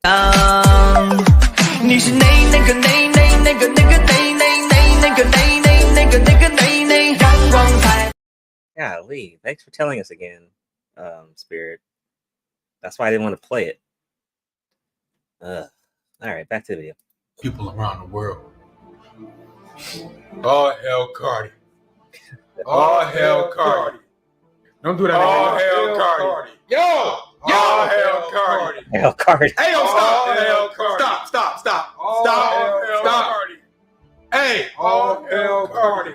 What? All hell Cardi. Yo, stop playing. All hell Cardi. All hell Cardi. Yo, stop playing, y'all. Stop playing. Stay right there. You stay right. Ah, man. Oh, that was funny. But yeah, I mean, I actually like Cardi. I mean, I know his music don't make a lot of, I don't really understand everything, but it's still, yeah, that's what I said, Spirit. You're right. I did say animal sex. I just want to make it short. I didn't want to add more description to it. Oh, Earl Sweatshirt, yeah. Yeah, Underground, yeah, as you know. I'm definitely a fanboy of, well, I wouldn't say super fan. Okay, I'll call myself a super fan of MF Doom. Sean Price, Rock Marciano. Yeah, I love stuff like that. Okay, so we're not gonna play that Hodge Twin video because it's cringe. Not gonna do that. Oh yeah, so AP did a video saying that what's my favorite MF Doom album? Oh boy, I'm probably gonna say either Food or Mad Villainy. Those are like my top two. Although I do love Danger Doom. Now, some people may say, there's a lot of jokey. He's talking about the jokey characters from Aqua Team Hunger Force, and it's kind of silly and stuff. But, dude, go play Basket Case from Doom. I could play that any day, bro. But yeah, Mad Villainy, Food, of course, Doomsday is classic. Born Like This is also good. What else he got? He got Valde Villain 2. Saliva was a good song. Mr. Clean was a dope song. Look Upon was a good song. I mean, I could play Doom any day, bro. I could play Doom every day. I could play him any day, man. And what else he got? He got King Ghidra. I forgot what's the name of that album. Take Me to Your Leader. Was that it? It was the one with phasers and fine print. He did the collab with the Gorillas. That was cool. Gas Straw is a good song. Go with the Flow is a good song. But M Food was dope. Vomit Spit, Con Carne, Con Queso. I mean, I could play those songs any day for real. Any rock? Yeah. Let's see. Rock, Disturbed.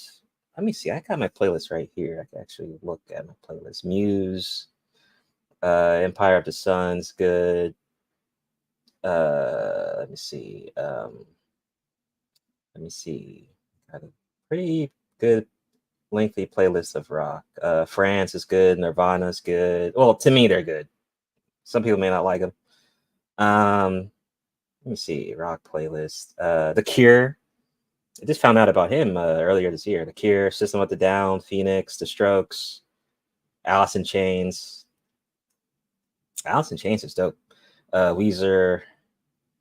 In fact, on some of these songs I can play on my bass guitar. Yeah, The Cure is dope. System of a Down, I mentioned that. Yeah, stuff like that. Death, Bad Brains. I don't know what that is. Yeah, he was one. He was he was one of the greats. I mean, he really was, man. I hate when I heard he died, man. God, man, that was depressing. Because we found out at the very end of the month of the what was it? What year was that? Was it? I forgot what year it was. I think it was 2022, maybe 2023. It was like we found out in December, but he had died in October. I'm like, yo, that sucked. That sucked. I loved his song Governor. That shit was dope. Although the album, I think it was called JJ Doom, was not that great as an album, but that Governor song is pretty dope. Nah, some rock is cool. Not all of it, but some of it's cool. And honestly, if you're gonna learn the bass guitar, well, you're gonna play some rock songs. I mean, you could play multiple genres, but there's some really cool bass lines on rock songs. So check out Death, Politicians in My Eyes. Okay. Damn, what a name. Yeah, The Cure is dope. You know, funny though, the lead singer looks like the Crow. I just saw that connection. I was like, yo, why does he look like the Crow? I heard they played some of The Cure in the first Crow film. Oh, I actually like Doom's beats though. I actually like some of it. I like it. Like he had all his herb stuff. Not everything. Not every beat was that great, but like he has some really he likes oddball beats. I would agree. Some songs beats for I don't like every beat, but yeah, I get what you're saying. But he's kind of odd. You know, he likes that weird shit. I think that like my first album, I forgot what store it was. I think it was FYI. Isn't that a media store with like CDs and stuff? I think it's called FY something. But I remember the first album I found of Doom was Danger Doom, and I played that shit. Like this is when like you would actually buy albums.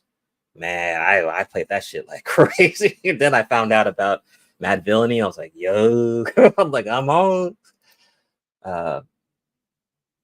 Oh yeah, black folks originally made rock. Yeah, that's true. But I mean, I like some rock. I like more indie rock. Like who is it? Mac. Who's that guy? I just found him earlier this year. Mark. I think it's Mark DeMarco or Mac DeMarco. He's cool. Indie rock dude. I used to listen to Linkin Park, but honestly, after the lead singer died, it's never been the same, bro. So I stopped listening to Linkin Park. In fact, I even went to a concert of theirs. It was cool. Yeah, FYE. Yeah, that's where I found my first MF Doom album, bro. Man, I wish I would have seen that dude on concert, bro. Because I seen Wu-Tang, I seen them at least once. So that was dope. But I did not get to see MF Doom. I was disappointed by that shit. I think he had went to UK. I think he had moved to UK or some shit. Like when he made JJ Doom, I think he was in the UK. I don't think that was in the US. I forgot what happened. I think it was like a visa issue or some shit. I forgot. Use top like kill switch engage. He said the 4i sector. Hey. It is what it is. Hey, I like my shit. Doom basically broke. Basically died. Basically broken, unknown. Only hardcore hip hop artists knew about him. It's sad. Yeah. Well, I don't know if did he die broke? I don't know about that. Because I think didn't Madlib release Mad Villainy 2 afterwards, but I think it was somewhat of the same tracks though. Yeah. But I wish he did more collabs. He did that one collab with that young rapper. I forgot his name. I don't even think he does anything anymore. But I know he did a song with, of course, you guys, well, some of y'all know. He did the Angel song with Ghostface. That was cool. But he had this one song with RZA, but it just didn't sound that great. But yeah. Yeah, I think there was some visa issue that MF Doom had or something. The only Cloud Demon that did rock now that's it said the only Cloud Demon that did rock I fuck with is GG Allen. That's Lice Head Music. Typo. GG Allen in my diarrhea. I don't know GG Allen. Oh. I might have to look that up, AP. I'll put me on game. I'll have to look some of these people up that y'all recommend. I'm always interested in finding new music, so that's what's up. But yeah, if you haven't listened to Doom yet, like, the hell? What the hell is wrong with you, bro? But I've been listening to a lot of like Asian pop shit lately. Sounds kind of dope. But yeah, man. I remember we did Aegon did that RIP MF Doom stream where we played a bunch of MF Doom songs. That shit was dope.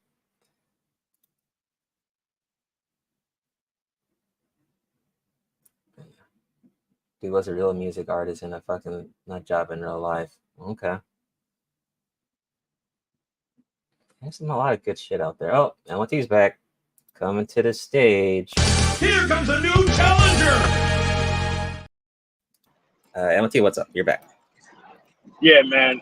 I got to do a response to that because these black male sociopaths and parasites, they got to get the fuck away from us, man. They got to get the fuck away. Are you calling? Are you calling? Are you responding to Big J? No, I don't. No, I'm talking about Mr. Jab shit. Oh, okay, Jab. Master Jab. Yeah, okay. Yeah, because no one's trying to end up like Mr. Jab. No. You've been here a decade with no growth. Like most bitch ass niggas, they want to live off the bitch, man. Like that's what they want to do. They want to pretend that they're helping you out by not giving you access to the woman and play like they're your friend. Do you have anything to respond to what Big J said about you? About me? Oh, well, Yeah, what do you say? Well, he responded saying that he kind of challenged some of the stuff you were saying. I don't want to mess up what he said, but if you watch the playback, he responded to you. No, I mean, it's just that the problem is that Big J cares too much about black women. And black women don't need his motherfucking help trying to defend them. Them bitches know what the fuck they did to the culture. We can look at the kids, we can look at the outcomes. And no matter how you fucking slice a Big J Triple X, them hoes don't respect you either. Shit. So you're saying Big J cares about black women too much? Yep, and he don't get a motherfucking thing in return for it. Huh. Interesting take. No, but it's always been the case. I mean, anybody can see through that. But at the end of the day, the whole black manosphere has the problem. Black culture is the problem. You think the black manosphere, like these niggas just came from anywhere, and all of a sudden the black manosphere was here? No, black culture created these fucking dumb niggas. Black culture did that. The black culture, those single mother households, these dumb niggas who don't have any idea what masculinity is. Yes, they came from black America, not the black manosphere. Remember when these women was talking about creating kids like fucking animals, and now we got animalistic outcomes and don't nobody want to take responsibility for that? Yeah, that's what happened. And we got to be honest with that. Most of these pro-blacks are trying to fuck the same fucking women that did all these things before. That's all it is. Oh yeah, I don't know if I forgot to ask you on the last Nigga Ball Z episode, but do you support the Pump and Dump or Mills crusade, Pump and Dump crusade? Nah. Man, every time I see one of these cases, I'm gonna say you have to completely separate. Because if you're pumping and dumping, you're keeping the system going. You're becoming that protection system, right? I seen that it could have been worth something, but now but P. Diddy is an extreme case. But some woman could come back and retroactively take back her fucking consent. She can do that. Doesn't matter what type of tape you got. Doesn't matter what type of nothing you got. If they want to retroactively come back and take their consent, you're fucked. You got to spend a whole bunch of money trying to protect yourself. I don't know. I mean, every day it seemed to be that, but I don't know, man. I think this whole promiscuity being with multiple women type thing is a huge fucking liability. If you care about long-term success. I hear you. I mean, it's a decent concept, but you didn't have women coming back 5, 10 years later. Now they can do that. They can do that now. And it's like, but it's also more of a consensual thing too. But if they could take that consent away, regardless of how they gave it, I see that as really just putting yourself in the crosshairs. And she gets to decide where you go down. I used to think it was a good idea. Now, as time go on, man, you're not going to be able to have illicit exploits with multiple women anymore. Nowhere. You're going to pay for that shit. You think Lucario's paying? No, I mean he's paying because he's it's a swap spit with the previous dude who was up in his wife, so he's paid. He pay every day. He on some dollar a day shit. Yeah, so he pays every day. Yeah, I guess so. I guess he is paying every day. Yes. Yeah. I mean, but most of these dudes were bitch ass niggas, man. The only thing they wanted was endless sexual fucking access. They didn't care about the outcomes or anything. Like most of these bonobos, that's what they fucking wanted. They want to be completely controlled by sexual fucking access and the attainment of it. You can't really. Where did Big J might be, busy, maybe in the clouds, who knows? Not sure. He was here, but maybe he had to do something else. Don't worry about it. But no matter what he says, that's how you sum up Big J. Triple H. These women don't give a fuck about you, your opinion, or your fucking protection. They think you're fucking crazy. Wait, okay, question. Did Fantastic ever, after you did your Fantastic stream, did he respond back ever? Fantastic is a fucking entertainer. Fantastic is not going to respond to that shit because he thinks he's too good for it. He's too big for it. But he's too stupid to fucking respond to it. Okay. Because he can't play back word for word what I said and respond to it. He's an entertainer. He's here to entertain incels and get money out of them by head patting these fucking lost dumb men. That's what he's here for. That's what he gets paid to do. He's not going to respond to it. He can't respond to it. No one can respond to anything that I say. Most of these people are too stupid for announcing. He can't respond to it. Why the fuck would he respond to it? I don't know. I mean, yeah, because me, I talk from a standpoint of fact. It sounds easy until you get in the ring, metaphorically speaking. Yeah, it's not hard. You have to understand that he came here to not be serious. That's what he came here for. So when you talk to the most serious dude in the space about fucking outcomes, you're gonna look fucking crazy. And he had to force my name into the conversation. Like, that wasn't an organic thing. I mean, he started the whole thing by taking his ass up to Philly with no training. That's how you got the opinion, the truthful opinion of what he got. Why? That's what happened. I'm not stepping my ass into the ring. My brother was a boxer in the Army. I was in the Air Force, and I routinely saw guys walk in there and catch that fucking head trauma, and there was fucking different motherfuckers after getting their ass up whooped only one time in some cases. You don't, dude, that headgear don't mean a motherfucking thing. Niggas wear seatbelts and fucking fucking have their face slamming in the fucking airbags and still fucked up over that shit. There's no way you're gonna get me to walk into the ring and do that. Hell no. I know where that shit goes. Okay, so you know Rollo, right? MOT, you know Rollo? Oh yeah, yeah. So I covered. He has a GoFundMe and he needs $4,000. You think you can give that to him, maybe? For what? Because he needs to go to Florida and he's in a kerfuffle or situation and he needs $4K. So he made a GoFundMe. You should donate. No. Why First not? of all, Rollo was not supposed to be fucking with these women at all. Ever. Remember that art? The whole I don't fuck with the American women art. Like Rollo was not supposed to be fucking with these women at all, and then all of a sudden he's on Bomb Cherry's panel and shit. Like I don't know what happened. Wait, Big J says he smashed Queen Mayad? What? Wait, are you talking shit, Jay? Nah, he talking shit. Bro. Wait, you must. Yeah. Nah, he talking shit. He talking shit. There ain't no way that happened. Yeah, that's a big statement, Big J. No pun intended. But yeah, if you can, Big J, come up because I didn't want to. Oh, there you go. Stage again. Here comes a new challenger. All right. So I'm back. So Okay.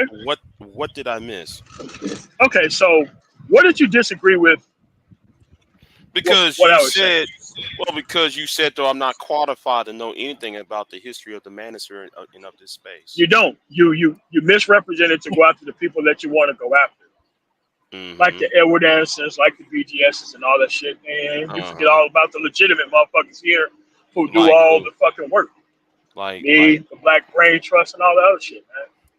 You know, you be on some whole shit by deliberately misrepresenting these motherfuckers as manosphere, like the rest of these motherfuckers. Well, if it, I don't have a problem with Mike V in the Black Brain Trust. But you got to stop labeling these people manosphere though. Because they call themselves manosphere and they looked upon. It doesn't matter. Therefore, of it. Like Big J, just because somebody calls themselves a Christian doesn't mean that they're part of the group. If they're doing deliberate fucked up shit, that ain't got shit to do with the faith. You can call these people out by name. You know, okay then, MOT. Yes. How did MOT? How did O'Shea became the face of the space? Go. Well, he became the face of the space because the other people got kicked off the platforms online. He picked up some shit, and this is what he wanted to do with it. Is where he's at now. He wanted to live off black male problems and the black community, like the rest of these fucking sociopaths did the same thing. Okay, then the second question I'm going to ask. I should have asked this question first, though. Okay, then explain. Wait. Am I wrong? You're partially right. Right. I'm not. Okay. I'll concede because you are partially right on that. But you know, because you forgot about. They came here to live off of these black male problems. They didn't come here to solve anything. The problem was they wanted to turn our black male problems into cash. Yeah, man, checking the cash. That's it. That's what the Black Manosphere was. A whole bunch of questionable niggas came together under the auspices of something that's good and turned into something that's anything but good. And you know what the end goal are because look at where these niggas are at now. This is what their end goal was. Not hard. Okay. Well, the thing is though, then how come the man? No, you know what? I ain't gonna go there. Let me ask. No. You want to talk about the Manosphere meetup? Go ahead. Then explain. Yeah. Okay. Okay. Good. Okay. Then explain the Manosphere meetups. Then. Hey man, all them niggas deserve to die for going there. These lost, stupid, ignorant ass fucking dudes who need to go to IT through the fucking relationship conversation. Dude, you could never help them dumb motherfuckers. You could never have helped dumb niggas like that. Dumb niggas who need to go see Dennis Sperling, fucking no teeth, fucking Obsidian, and the fucking rest of these. Dude, Theo Wolf doesn't even look like the picture that he keeps putting up. That's not Theo Wolf. Theo Wolf weighs 300 pounds more than that fucking picture. I'm not even sure if that was ever him. D.O. Watt is bigger than me. Okay, D.O. Watt is bigger than me. I think he's pushing. No. But the catfish 50 at least. No. I'm talking about the catfish picture of Theo Watt. Yeah, I know. He represents himself. He's probably like I know. 400 pounds at least. Yeah. Yeah, like 400 that's not pounds. him. You know, that's not him. Pounds and shit. Yeah. Zero. What's up? So the thing is though, it's really okay if you're saying that they're not manosphere, then can you please explain? They're not. Okay. Then please explain to me why did Paul Elam kicked? Who's that? Who's that? You know who Paul Elam is? No, I don't know who it is. That's why I'm asking. The voice for men, websites for voice for men. The guy who was part of the documentary called The Red Pill. So why did he? That has nothing to do with my or our movement here. What we're doing in the Black Man. Wait, hold on. No, I want you to notice this. Black Manosphere. Now, the word Manosphere is a hate group. Hope you know that, right? Or if you ever looked at the Southern Law Property Center, if you look You at think I haven't talked to the FBI about this, Big J? You think I haven't talked to the FBI about this already? And like that picture I had of Obsidian standing in the room with them white boys, the white guys in the Manosphere. Listen, Obsidian wanted to be a right-wing guy for a fucking audience. Obsidian told you that he was here for money. Here comes a new challenger. So here's the thing. Obsidian never cared about the outcome of nobody but Obsidian. And the people who are still over there right now, you can't help them. You could have never helped them. Now I ain't trying to help them. I want them gone. I want them destroyed. I want them dead too. Yeah. Okay? Yeah. But I want them to wear. I want their underwear be soaked in gasoline and kerosene, and take a leap and dive straight to hell. That's how though I want them niggas gone. Okay. Well, how that work? Well, okay. Well, what I'm saying is that you have to realize this. Who is this Elon guy? Is he white? Is he black? Who is he? I ain't say Elon. I said Paul Elam. Okay, him too. Is he white? Is he black? What does that have to do with the conversation? It's based upon misogyny. That's all. Based upon misogyny, sexism, and all that other crap. You know, yes. the shame, blame, yeah, but you have to understand that a lot of these dudes don't even have experience with women. So the only thing they're doing is like cloning the actual complaints as if they've dealt with women. And these men who won't access the women are now hanging out with men, cosplaying to each other about what they would say to women if they were there, knowing that they're not there. Wait, MLT, hold on, MLT. Quick question, Big J. You smashed Queen's. I'm not going to talk about that thing. Thank you very much. Well, you just mentioned it in chat. Yeah, I mentioned it because somebody else mentioned it. Yeah. Y'all smashed Queen Maya. Woo. Go on. It's not the first woman I met off of YouTube. God. Now, man. Yeah, I have met. Why did you have to hold on. Now, the thing why did you have to say that though? Wait a second. No, because it's been out there. Because it's been out there. People been talking about it. So, but anyway, the thing is, let's get back to the topic. Wait, how come I didn't know about this shit? Because though a gentleman never tells. Now the thing is, you just told. No, because so and so been speaking about the shit, and that's all I'm going to say on it. Now the thing is though, for when it concerning the manosphere of MOT, is that it gravitates. I don't care if it's white or black. If you look at the people who's within it, they say the same American shit. culture create these fucking men, dude.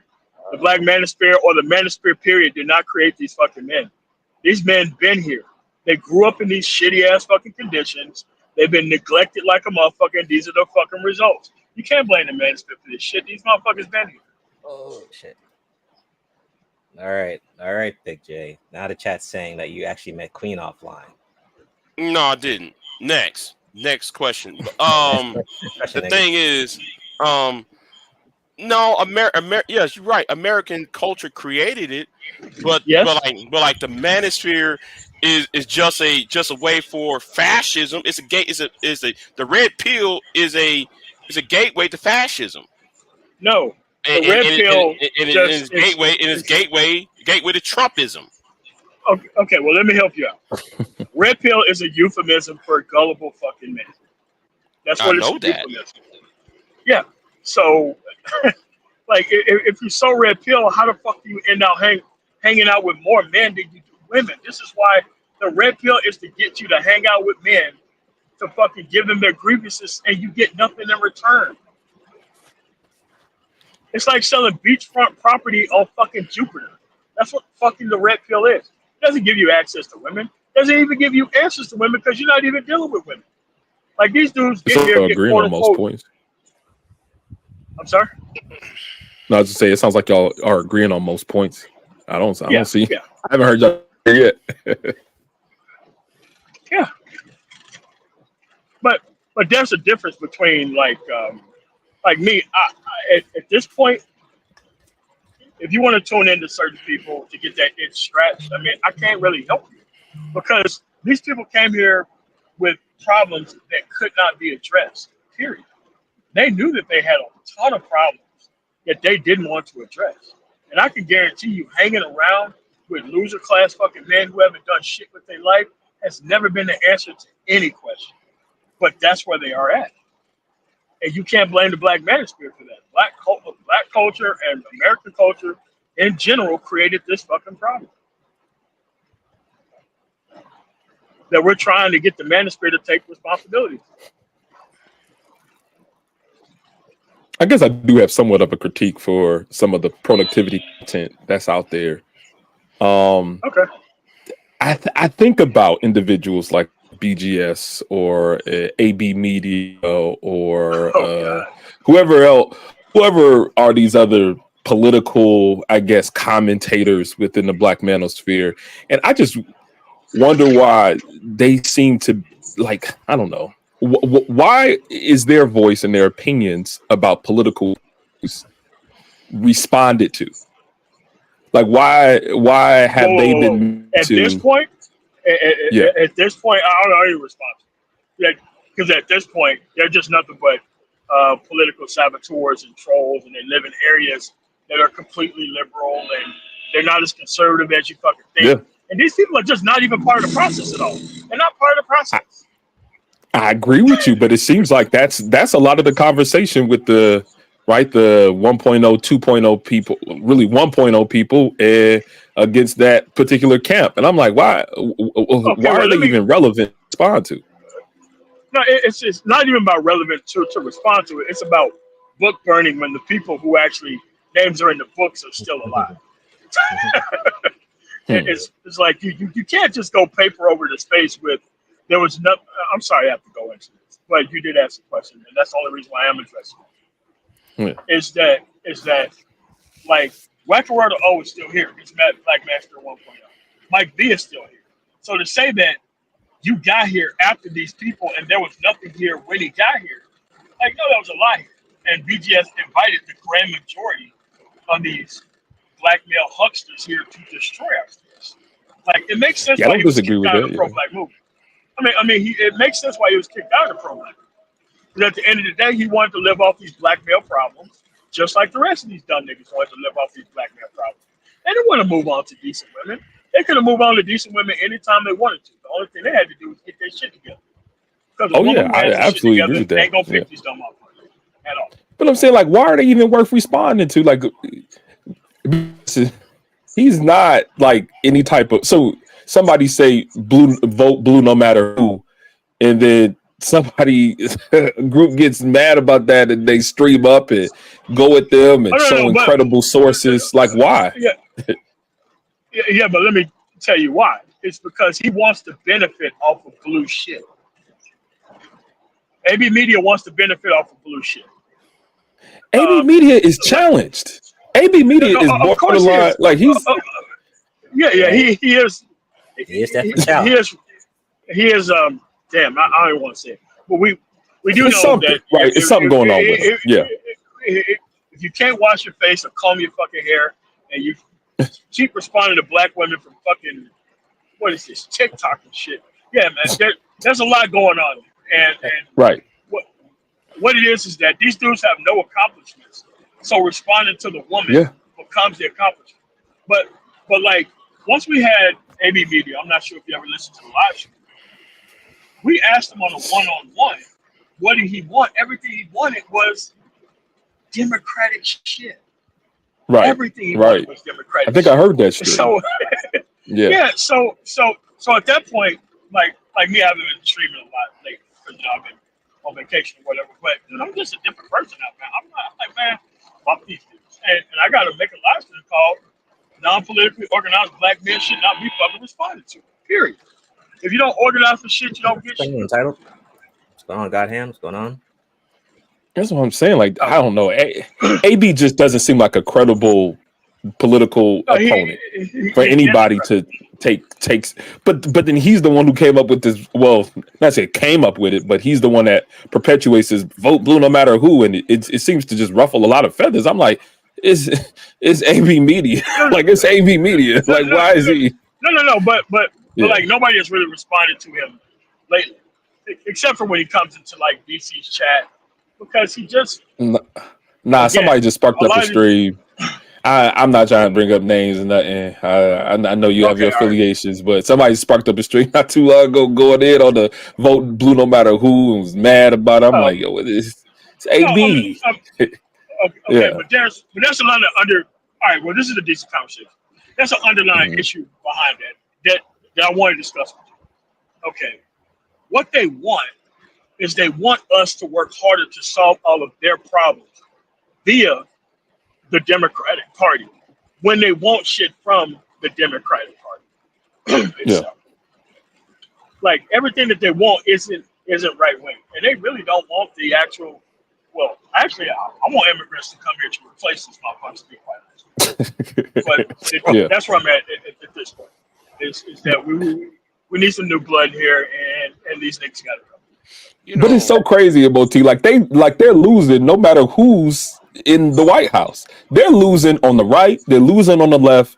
No, like, their political leanings don't change their day-to-day situation. So it's like, no, of course not. AB Media gonna be AB Media. BGS gonna be BGS no matter who's in the White House. They just talking. They cooked. They cooked no matter Democratic, Republican. They just cooked. I agree with you. I agree with you. I mean, but like, at this point, it's just correcting the record and moving on, because these people have a vested interest into keeping this political chaos going, because they don't want shit to get better. Because if things get better, like they already not needed now. No, the younger generation get their shit together. They're definitely not needed. They're not producing any output to society. They're not contributing to any anything positive to any organization. They just up in the middle of the night, 2, 3, 4 o'clock in the morning, talking about their disgruntled political leanings about the stuff that don't even matter. I be trying to, like, so glad so that's stuff to go to sleep. Impregnate women.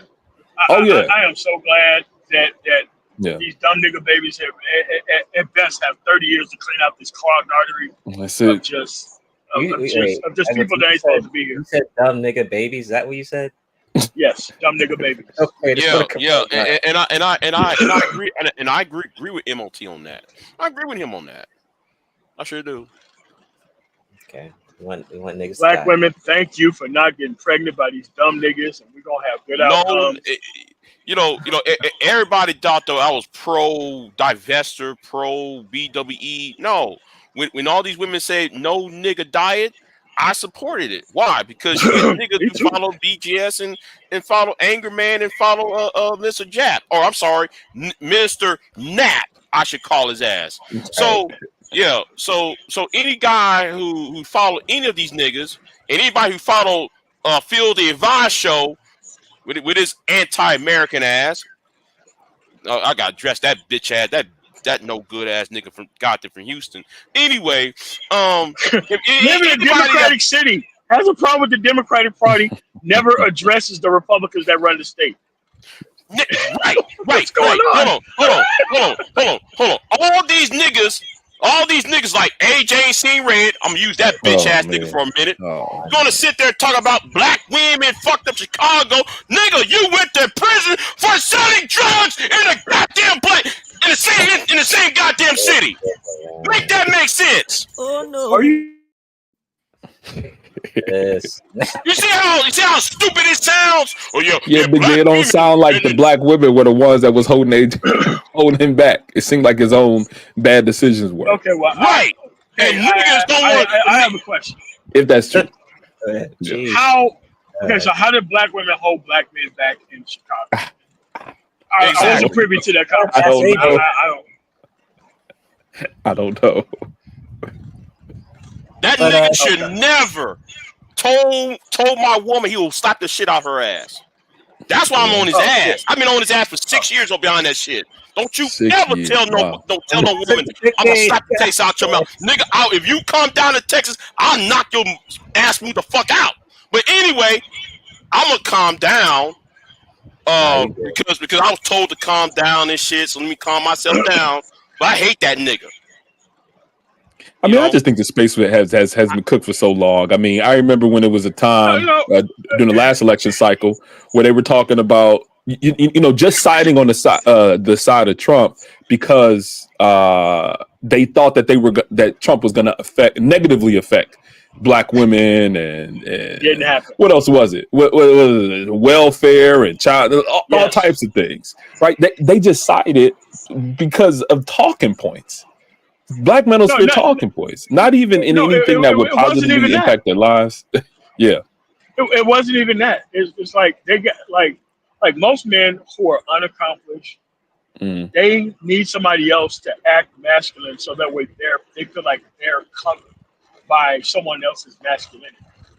And this whole grabbing bitches by the pussy and fucking doing whatever you want to, it's pretty much trolling your way through debates like you're fucking hood servant and shit. This is the type of dumb shit that appeal to dumb niggas. They respect that. They respect the debase actions of people in society for some reason. Yeah, I mean, but they see they saw the dumb nigga in Trump and they felt the kindred spirit. Right. That's what they saw. And that's why I believe defeating Trump is imperative to shut these niggas up. I believe after November, these niggas will shut the fuck up. I think it's gonna have the opposite effect. I think it's gonna have the opposite effect, Big J. I think they're gonna talk more. They're gonna look for every black woman to talk about for 4 years. This shit's gonna 4 years. It's gonna give them another Super Mario star, man. That's exactly what's gonna happen. Over and through everything. Anything that happens bad with the economy, with the nation, geopolitics, it's gonna be a talking point. It's gonna add. They're gonna think that it's bolstering the talking points that have already existed. In fact, they'll say, "See, we told you about how these black women are," even though they're saying that she's not even black. They're gonna say. But BGS actually say, "Give them all the power," and then once they fuck it up, point at them and laugh. I'm like, bro, we're not part of the same group, man. Like you gotta understand. You're 60-something years old. You're almost out of here. And He said he's almost 70. Actually, he said he's closer to 70. I don't know, but he's been 65 for the past 10 years. That dude's probably like 80 or 90. You guys have a lot in common, though. What do you think about that, MLT? Who? Who? Title says you and BJ chill. have a lot in common. You trolling.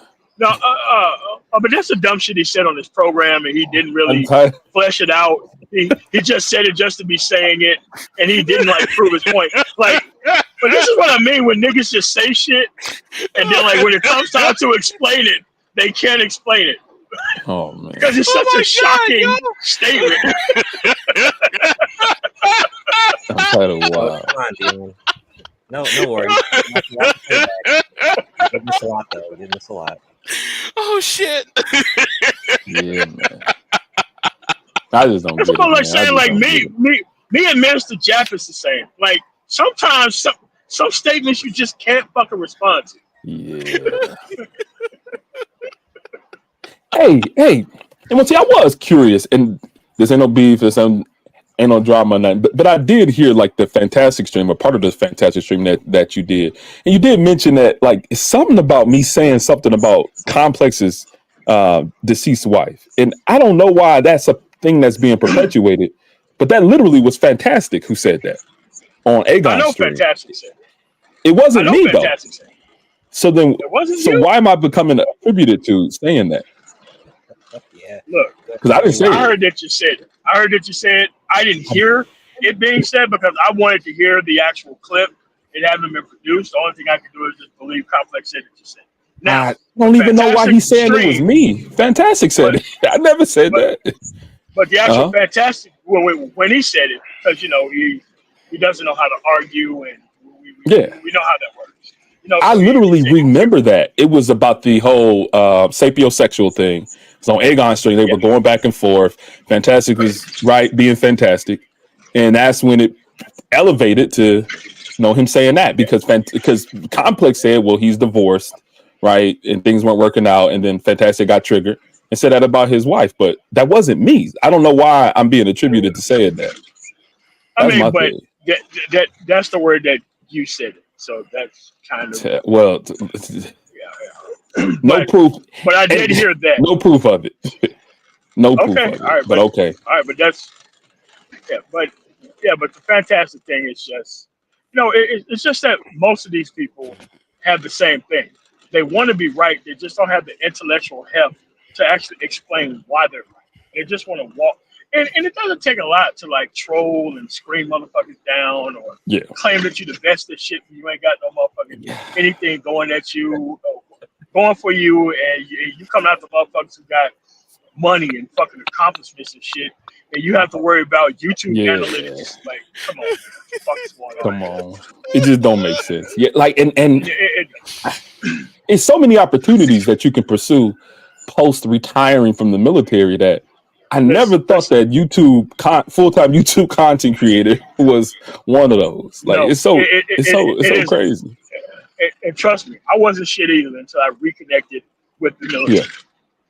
Mm-hmm. That's how I got my benefits, my 100% benefits. Going to school for something like that. He ain't going to no motherfucking school. Shit, just like O'Shea was going to school. You know O'Shea was in school. He was in school. No. He was in school, but we look at what the outcomes are. Yeah, but at this point, it's just that it's just that look. No one is going to be full-time YouTubing it up, and then they're going to graduate from college, and then they're going to turn into this IT security person. That's not going to fucking happen. He said he's going for engineering. Like, and when I was an undergrad, I had no time for anything. I was electrical engineer. You didn't have any time. Shit, nigga. Listen, man. I was full 12 credits every fucking semester. Listen, I was in school. I worked from 8 to 5. I was in a class at 6 to 8, and you had a job? Nah. Yes. The entire time. I may do there are whole television series that I've never watched because I was hitting back-to-back classes all the way to my master's. I'm still catching up with things that people said was interesting when I was in school. I had no opportunity to do anything, so I don't even know.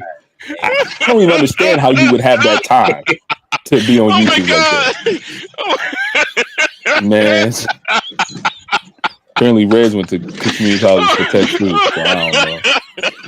I was just saying, it's just plenty of things that dudes can do. And I was telling him about like, hey, are you knocking out your prerequisites? He's like, I don't need no prerequisites. I'm like, what? You don't understand how school works. Okay, let me correct you. He was 100% lying about it. 100% lying about it. Like, they're not giving you any of that shit. Like, the whole point of school is for you not to transfer credit in and them to make money. Right. Okay? Right. Unless you're going to some private University of Phoenix shit where they will give you some credits for shit. Oh, yeah. But not as that. much as it was making it look like on that stream. It don't even work. Like, they barely wanted to give me credit because I was already a fucking cop and I still had to go through post certification to be a police officer. The motherfucker didn't give a fuck about that. That was like, look, Community College of Aurora, we don't care. We want our money. Yeah. No, for real. the engineering thing. We don't know what type of engineering degree he's trying to go for either. I don't know what one he's even going for. Mostly all engineering majors have the same prerequisites: math, science, it's the same math and sciences. Right? You start off in either chemistry, the physics 1, or calc 1, or pre-calc or something. And the fact that I know that he hasn't done those while he was in the military, I mean, you got to knock those out.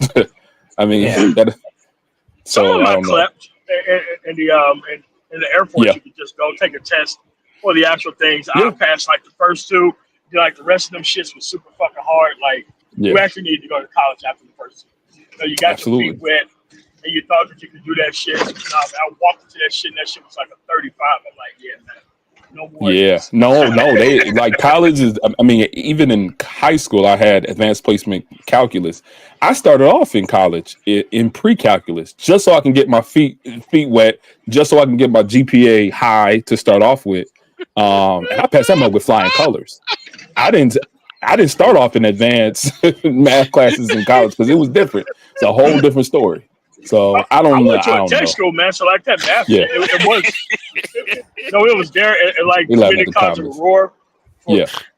For that degree, but once I transferred to like Denver Technical College, man, that shit was straight up hands on. At that point, That's the thing. Like you can knock out those prereqs in a community college. Like you could knock out a math class. You can knock those out. So that's why I understand. Like how you full time and in school, but you out. And they're transferable to every college in the area. They have to have a certain certification in order for you to go to those local schools. It's like call a counselor, call a dean, get on the phone, understand where people getting stuff transferred from, and then just enroll in those schools. You can do it all online too. I bet y'all loving the comments, ain't you? Yeah, man. You're talking about Reds going to school. Yeah. Oh man. Calm down, yo, Phil. So I don't know, man. I mean, man, can't really have a real conversation about college with dudes that are just fronting about. He really want to be like you said, an entertainer, a full-time YouTuber. That's really what he want to do. Debate. But at the end of the day, he has to one up you on shit. But what he has to one up you on isn't shit in the real world that he can actually one up you on. Nothing. It falls flat and it sounds crazy. It's kind of like when you were talking about when you bought your first house. And I was like, okay, how did you get the money? It's like, dude, if you're gonna ask these type of questions, you better say that I bought a house at 19. Even if you're not smart enough to have actually done it, fucking lie about it. Yeah. Lie. Yeah. If you try to get your one up, you better lie. You better lie. So you can please start lying today. Yeah. We know it's not true, but goddamn, man, like you can't walk into brick walls like that. I mean, I brought my first one as soon as I came back from overseas too. But I ended up selling it like, everybody else sells early and not know what the fuck's going on. But that's why I'm at with it. It's hard. I was contemplating selling a couple of times. I got the first one. I actually still got the same. I got the same first one I've been having because when I was between contracts, like tech contracts, that money helped me to stay afloat. That plus unemployment, I was good. I was good. So I'm like, I ain't selling nothing. So, and then I've done a couple of refis, and please don't fucking do that shit again, man. Don't do that shit again. Unless you fucking like fixing some shit up to fucking flip it. That's the only time I HELOC, and then I pay that shit right back. I was like, but you didn't have it for like 3 months, and I'm like, hey man, look. I'm trying to get in, get out, get back in, get out, get back in, get out. I would buy them all cash. MOT. I would buy them all cash through auctions. Right. Once I get them, I would fix them up, and I own all the equity. I never had a mortgage on them. So then I would do a refinancing, and then I would get more assets. I would get more houses after that. So it was a little bit different, but yeah. Anyway. It's just that you have to understand, man. These people came here to retire off blackmail problems. Yes. That's what they came here to do. Yeah, all this is foreign. To fix it. No, all this is foreign. All these college and real estate comments, they ain't want. No. People probably niggas left. get mad. Oh my god, niggas get mad when they hear about the real world, man. Them niggas get upset. they get upset, man. 'Cause that shit triggers them because they still stuck out here having to do the monkey dance and shit, and we're like, yeah, we look at you niggas like y'all crazy, man, because we already been to college, already failed in corporate America. Now some people are separated, people got more assets, and you niggas are still trying to fucking make dumb niggas feel comfortable about being at the bottom, man. You trying to rock me to the top? Why are you trying to box at 40? What are you doing? What are you doing? What are you doing? And it's my fault for bringing it up that you can't just get in the ring like that. No. Why don't you leverage what you've already done, like your military career? Apparently he's a helicopter mechanic. Why don't you leverage that into some opportunity? Like build off of that. Motherfuckers make money. Oh yeah, but sure then do. again, you got to go to the school. You got to plan this shit. Like, look, my brother was in the Navy for 25 years. He's a cybersecurity dude, and guess what he did? 5 years before he got out, dude could barely fuck with a computer. He spent every waking of his fucking moments trying to make sure that he got that shit right. And the moment he retired, he moved from Navy, NAFOS to fucking Defense Intelligence Agency. Kept his fucking clearance, kept it fucking moving. They're looking for that. You come in with a clearance, you good. Good military experience, clearance. Military people a lot of times hire military people. I mean, a lot of them are within these government contractors, Lockheed Martin, the Boeings, all of those of the world. That's what I started off at. Like, once I got out, yeah, man. Yeah, but it's just that. But when you do this type of shit, it marks you, man. It marks you like a motherfucker, man. Don't nobody want to be around no fucking entertainer or no damn fool, man. They think something wrong with you. Yeah. Medical. They'll look up your stuff. The perfect job for Reg. All the squeaky chairs for him if he slows Oh shit, man. Leave Reg alone, man. Reg ain't really bothering nobody. Well, at least not right now. This is all. This is Reg. This is all smoke that you know. Yeah, man. But we just gotta raise the alarm, man, about this red pill shit. That's why I'm kind of stepping back and doing shit in like the real world. Because once you talk to these people in the real world, and like I told the kid, we was, because between Kansas City and Baltimore for the most part, but I go other places, and it's like you take these people, you put them on the road, you take them, you go see shit. They were like, why the fuck did my parents just say I could just go get a job? I'm like, that's the program that you're leading out, right? Where you're counseling young guys. Yeah. Because here's the thing, man. These dudes, they go from like hopeless, like trying to live their life through the verification of bitches to, man, fuck this. I could go get this money and I can separate. Yeah. Once you put it in like, hey man, you have to separate from this shit. And this is what the lifestyle is of separating. Because like a lot of dudes, like the Minister Jap, the BGSs, the Fantastic, they want to keep these niggas in this fucking, holding pattern until they crash the fuck out and go get a bitch pregnant that they shouldn't be with. Now they got a lifetime of fucking problems, and now they got to carry the lie on to the next dumb nigga who don't know what the fuck's going on, and fuck that nigga's life up. And it's like, but do you, MLT, but do you think because Fresh and Fit leaving YouTube and now it's Jap? For us, I can. They are. They're demonetized heavily. Yeah, they're monetized. Yeah, they're monetized.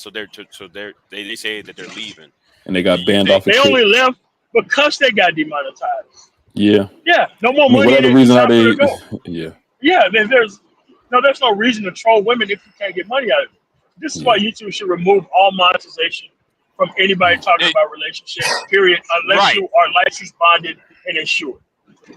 But you're right. They are still going live though. On Fresh and Fit. I mean, on YouTube. So I think two things need to happen, right? I think though, if there was some set of policies that get men get men that's more favorable to men, they would be on YouTube giving their wasting their lives listen to these bums, to the masculinity channels. And then. Yeah, but people found a way to turn their lack of success in life into success based off of these misguided children. People don't understand how predatory this shit is. Like, it is. once you get like the American Medical Association or American Psychological Association to like do like profiles on the type of person the fucking sociopath it would take to pretend he has enough game to fucking get past guaranteed fucking consequences. Like stick a microphone in this motherfucking space and have him fucking explain himself. Yeah, it's like, yeah, man, like what? Once you do like one of them exposés, man, niggas are the fuck out of here.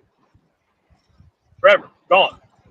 But Hey, reminder, like I said, we are reaching our mark. So if you niggas want to come up, anyone who wants to come up, you better come up now. So they know the niggas know. Okay. Yeah, man, but the problem is that I didn't know, especially 10 years ago when I was on Master Jab channel, that he would still be here 10 years later. I did not know that. I thought that these people was going to move on, and that's when I kind of soured on the concept and start going into another direction. Start going at motherfuckers because they were trying to keep this shit going. Yeah. They were trying to keep these dudes in these circumstances. And you can see nothing else but like the celebration of Kevin Samuels as a key hallmark of what the space was actually fucking about. Like, I didn't know the space was about that. Like, a lot of professionals came through here because we wanted good outcomes for people. These people were here because the shit was worse off for everybody. And they wanted to keep it that way. I mean, when you look back 10 years and you can't really name any, I guess, quantitative or qualitative successes other than subscribers on YouTube, I mean, you really got to start taking a look at it. I mean, if you're in the same place you were at 10 years ago, pretty much, other than a bigger YouTube channel, I think people really got to look at themselves, man. You really got 10 years. Yeah, but the thing is that they're stuck doing the same Charlie Brown shit every fucking day. And it's like people like you, like me, like if you have like a real legitimate fucking career field, man, they don't want to hear that shit. No, they don't want to hear that they boring, wasted you their the time. They still lame, gotta do it. you educated lame. And I'm like, uneducated lames are trying to call educated lames lames. What's going on here? like, dude, I am supposed to dodge bitches. I am not supposed to have whole problems in my fucking 40s. No, I'm not supposed to do that. And for some reason, women need to be the primary focus of a man throughout the entirety of his life. Like that's a part of life, but that's not the entire. There's so many more aspects of life beyond women and whatever dating is. Like we still talk about dating. It's dating. But here's the thing: they're talking about women when they don't have access to one, and they're talking about dating when they don't date. So we have 24-hour fucking dumb nigga network for what reason? Because there is no end goal here. They're and not. Some of them are talking about hanging out with when men. they're in full relationships with women too. Larry had a question for you, MOT. You can check it out right here. Yeah, good. Hold on a second. Let me make the screen bigger. I can read it. It's a question, MOT. Correct me if I'm wrong because of my ignorance, but aren't you kind of a failure if you actually, I'm thinking he's saying if you're actually in the military long enough to retire. So he's saying if you get to that 20 plus years. Yes, you're a fucking moron.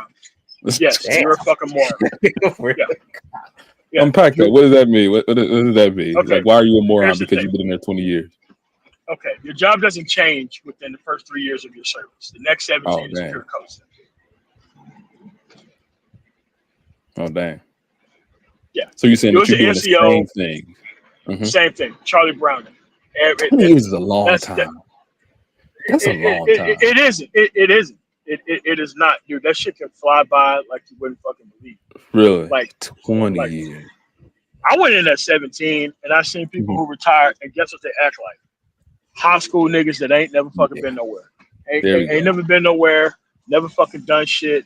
And it's sad because you didn't experience life while this nigga was getting the 1st and 15th check. And they were proud to get that 1st and 15th check.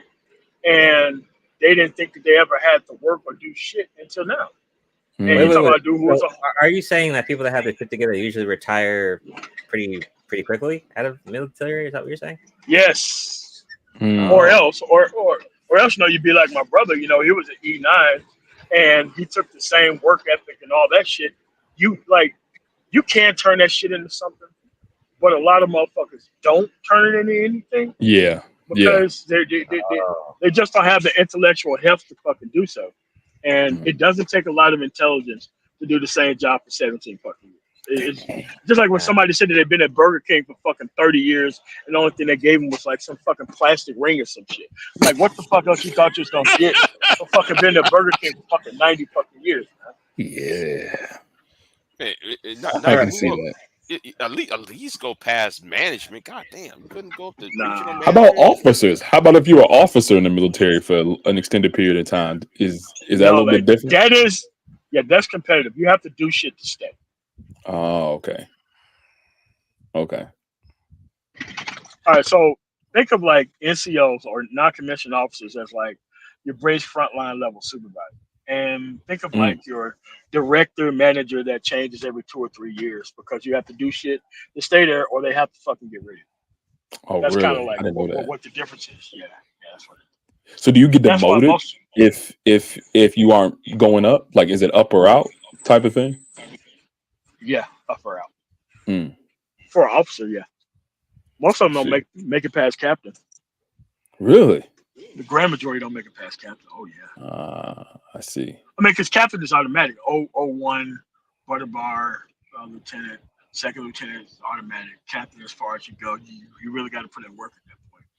And you have to understand that having a basic degree is not going to give you the initiative to make it to the next fucking step. Just like being in the military 20 years isn't going to give you the initiative to get off your fucking ass and stop trying to be a YouTube nigga and go out and do some real shit in the real fucking world. Yeah. I can see that. I could definitely see that. Because 20 years doing anything, I mean, if you're not somewhere towards the top or close to the top. Same thing. The same thing. Same job. Yeah, that's a bit much. No, I'm just listen, man. My sister was in 25 years. Air Force, 25 years. You know what a job was? You think it's just a comfort thing, like a comfort. It is a comfort check. Yes, my sister was stamping tickets at the fucking airport, pretty much for the fucking Air Force. 25 years she stayed in the military. That sounds like that. What's that Greek mythology? Sisyphus, who was pushing the boulder up the hill forever. Yeah, that was as a punishment. It wasn't like he was going nowhere, and it kept rolling down. Yeah, and now the smarter people move over to like the post office. The much more smarter people go be part of the defense industry because there's a ton of jobs that's transferable to the defense industry. I mean, that's what smart people do. MLT, Dion has a question for you. He says he's an E6. I've been in the Navy for 16 years now. Is he a failure? Dang. Nigga, E6 for 20 years, bro. Stop. Is he a failure? Yes or no? He's saying Yes. he's been in that 15 years. God, He said yes. Yeah, bro. Dang. I don't know. I don't have any military. I don't know. I don't have any. Okay. So let me tell you what an E6 is. Okay. So because we had a person in our unit, he used to do well before I did it. He was like the commander of like the elite gate guard section. Those are the people who control access to like generals' properties and shit. You can make E6 pretty fast being around those people like in 3 years.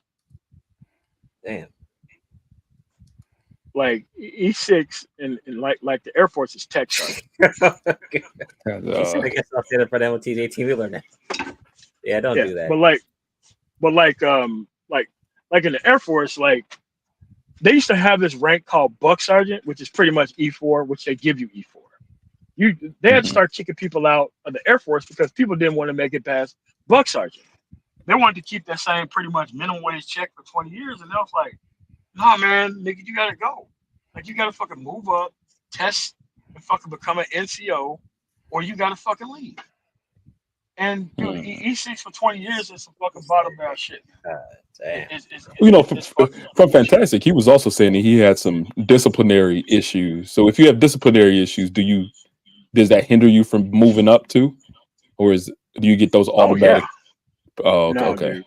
No, I mean disciplinary issues can get you removal and rank, removal of pay, lots of shit. Listen. Yeah. I mean, but it doesn't take a smart motherfucker to retire from the military, depending on what the job is. Yeah. Like I said, but that's why you get paid the same, no matter whether you're handing out basketballs or you're fucking going over there to fucking go shoot motherfuckers. It's the same pay. And yes, you can go get a regular. And like me, I fucked up. I went in open general, and that's how I became a cop in the first place. It took me like fucking 4 years of that shit, and another 6 years after that to get the fuck out of law. And then, But you figured it out, and you and Fantastic aren't that far away in age. Like that, y'all not. No, yeah. Y'all pretty close in age. So But I hit the ground running before I got out, though. Like I knew I was getting out. 5.5 years. I was probably the last enlisted Air Force member to get out after 9/11. I got out 11/15/2001. I was the last Air Force enlisted member to get out. I didn't re-enlist. And guess what happened the fucking January that year? Took my ass to motherfucking school. And guess what? I had to be a bounty hunter on the fucking road and go to fucking, back then it was Kinko's. Now there's FedEx Kinko's. Yeah, man, you have to do the schoolwork and fucking turn it in. Had to do that shit for a while. You're a bounty hunter? Yeah. MOT has lived many lives. Bounty hunter, strip club owner. You're a bounty hunter. IT professional. What were you with hunting? many lives. No, it was mostly child support niggas. Oh. Golly. For the most Bounty hunting to pay their baby moms. That's crazy. God damn. Well, Dorian just said that he's coming out of the Navy, even though he's at an E6. He says he's coming out with like a bachelor's, a master's, an associate's, and certifications. Do you think that positions him better to be more successful in the post-military? All right, man. Fantastic. All right. I'm not about to. I'm out of there. Fantastic doesn't have all that shit, man. No, I'm talking about Dion had just said that. He's talking about Dion. Yeah, Dion at an E6. Dude, being an Dion E6, Davis. man, you still a stupid motherfucker for being it. All right. I'm not gonna. No way fucking around it, bro. Golly. No way around it. Hey. You say he cooked, but it looked like he got education and job and all that shit. No, but what I'm saying, if they did have an education, like look, you could lose a stripe, you can lose 2 stripes, you can get it back in the Navy quite easily. Air Force, nah, man, you lose some shit, they're trying to get rid of you. Period. They ain't trying to have your ass around, fucking up everything else.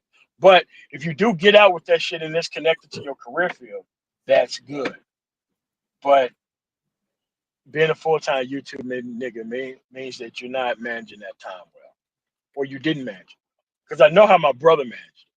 He went from barely being able to operate a fucking computer to fucking cybersecurity and getting fucking trained. But it doesn't take a whole lot of fucking that. Like, you got to watch a lot of motherfuckers go by the wayside to stay in 20 fucking years. You're going to watch a lot of motherfuckers, like, you know how like Goodfellas, how they walk Joe Pesci in that room? That's what NCOs do. They walk niggas in the rooms. They don't try to help anybody. They don't try to tell niggas what's up. They just watch niggas walk into abject consequences. Yeah, I know people who come out the military who serve, I guess, extensive time, and they'll, especially if they have credentials, I mean, degrees and they certifications. Are motivated, and you can see it all over their fucking being when you're around them. Yeah. Fantastic. Don't strikers is that. Like those people don't come out and become full-time YouTubers. Like I'm seeing this black sniper piece of shit fucking trying to grift off his fucking service and shit. Not understanding there has to be hundreds of personnel in place for you to sit a mile of fucking way taking pot shots at motherfuckers who don't see you. It's like, I get tired of these fucking military niggas too, man. I'm fucking sick of them. Fucking disgusting. Okay. Yo. We're past the 4-hour mark. It's getting crazy. I don't know. We're past the 4-hour mark. I'm new to it, so I don't really have any input. So I don't know. But here's the thing: they know you don't know, and they lie like a motherfucker. And I'm like, nigga, what the Listen, I'm not BGS. I'm not about to talk about anything that I don't know anything about. So Yeah, man, I'll lean to the experts. But everybody want to master teacher their way through it, and YouTube is like the Yeah. only place where you can kind of choose your own adventure type shit, man. Like like you could be a MGTOW monk, you could be a game nigga, you could live in the most liberal state in the fucking union and claim that you're in the fucking middle. It's just Make any claims. Any claims on the panel are solid. Yeah, apparently to these guys. I've heard people even ask BGS for tech advice. BGS niggas are asking mainframe. BGS about advice about money. A nigga with no Oh money. my gosh. They're asking him for monetary advice. But at the Remember end of the when day, BGS man. was doing the charts? He was doing all Yeah. the Oh God. Oh God. it was he was doing like the financial charts or something along those lines. Investment charts. Something he said he was doing. Damn. Behind the wall, of course. Anyway. Yeah, of course. I mean, but he's a walking Dunning-Kruger effect specimen. I mean, he is the Lord of the Flies. He is the all dumb nigga, man. The dumb nigga all. That's what it is, man. Like he can't attract nothing but the dumbest niggas. Damn, that's got to be fucking frustrating. Kuda got another stray again. Kuda. Oh my God! On that note, on the Kuda note, I'm gonna drop down. All right, Let me man. go ahead and get some. All right, fellas. I'll see y'all later. All right, peace. All right, cool, man. All right. All right. Shout out to Big J and Gabe, MOT. Any last thoughts? Oh, let me not say that. I don't want to be a Reg. Any thoughts? Let me not say last thoughts. Be a Reg. Go ahead. Why did Mr. Jap say that actual thing? Because I want to respond to that. Because people need to understand the historical context of 10 years. It wasn't too long ago. Just check his channel out. I think it was a couple days ago. It's pretty new, a recent video.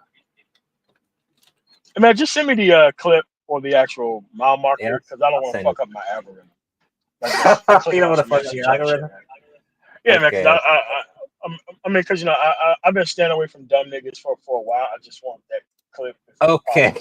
Okay. Here, I'll send you the video in the private chat. There you go. Private chat. Boom. There you go. It's in the private chat for you. Check it out. Have fun and all that. Wait, hold on a second. Let me copy this to something. Copy link address. All right, cool, man. Hey, man, thanks for having me on, man. No problem. Thanks for coming on, man. All right, cool. Alrighty. All right. So, shout out to MOT, Gabe, Big J coming up. Shout out to y'all. Next stream. So I will be doing, like I said, a Taco Jump next week, Monday, and a gameplay stream the day after for Terry Bogart's Street Fighter 6. Can't wait for that. And yeah, just look out another Nigga Ball Z stream. I think I should do another one before this month ends. But I appreciate everyone coming through. Had some good laughs and all that shit. Had some good laughs. You know, and well, the Niggaverse continues. So we'll see y'all later. Peace out.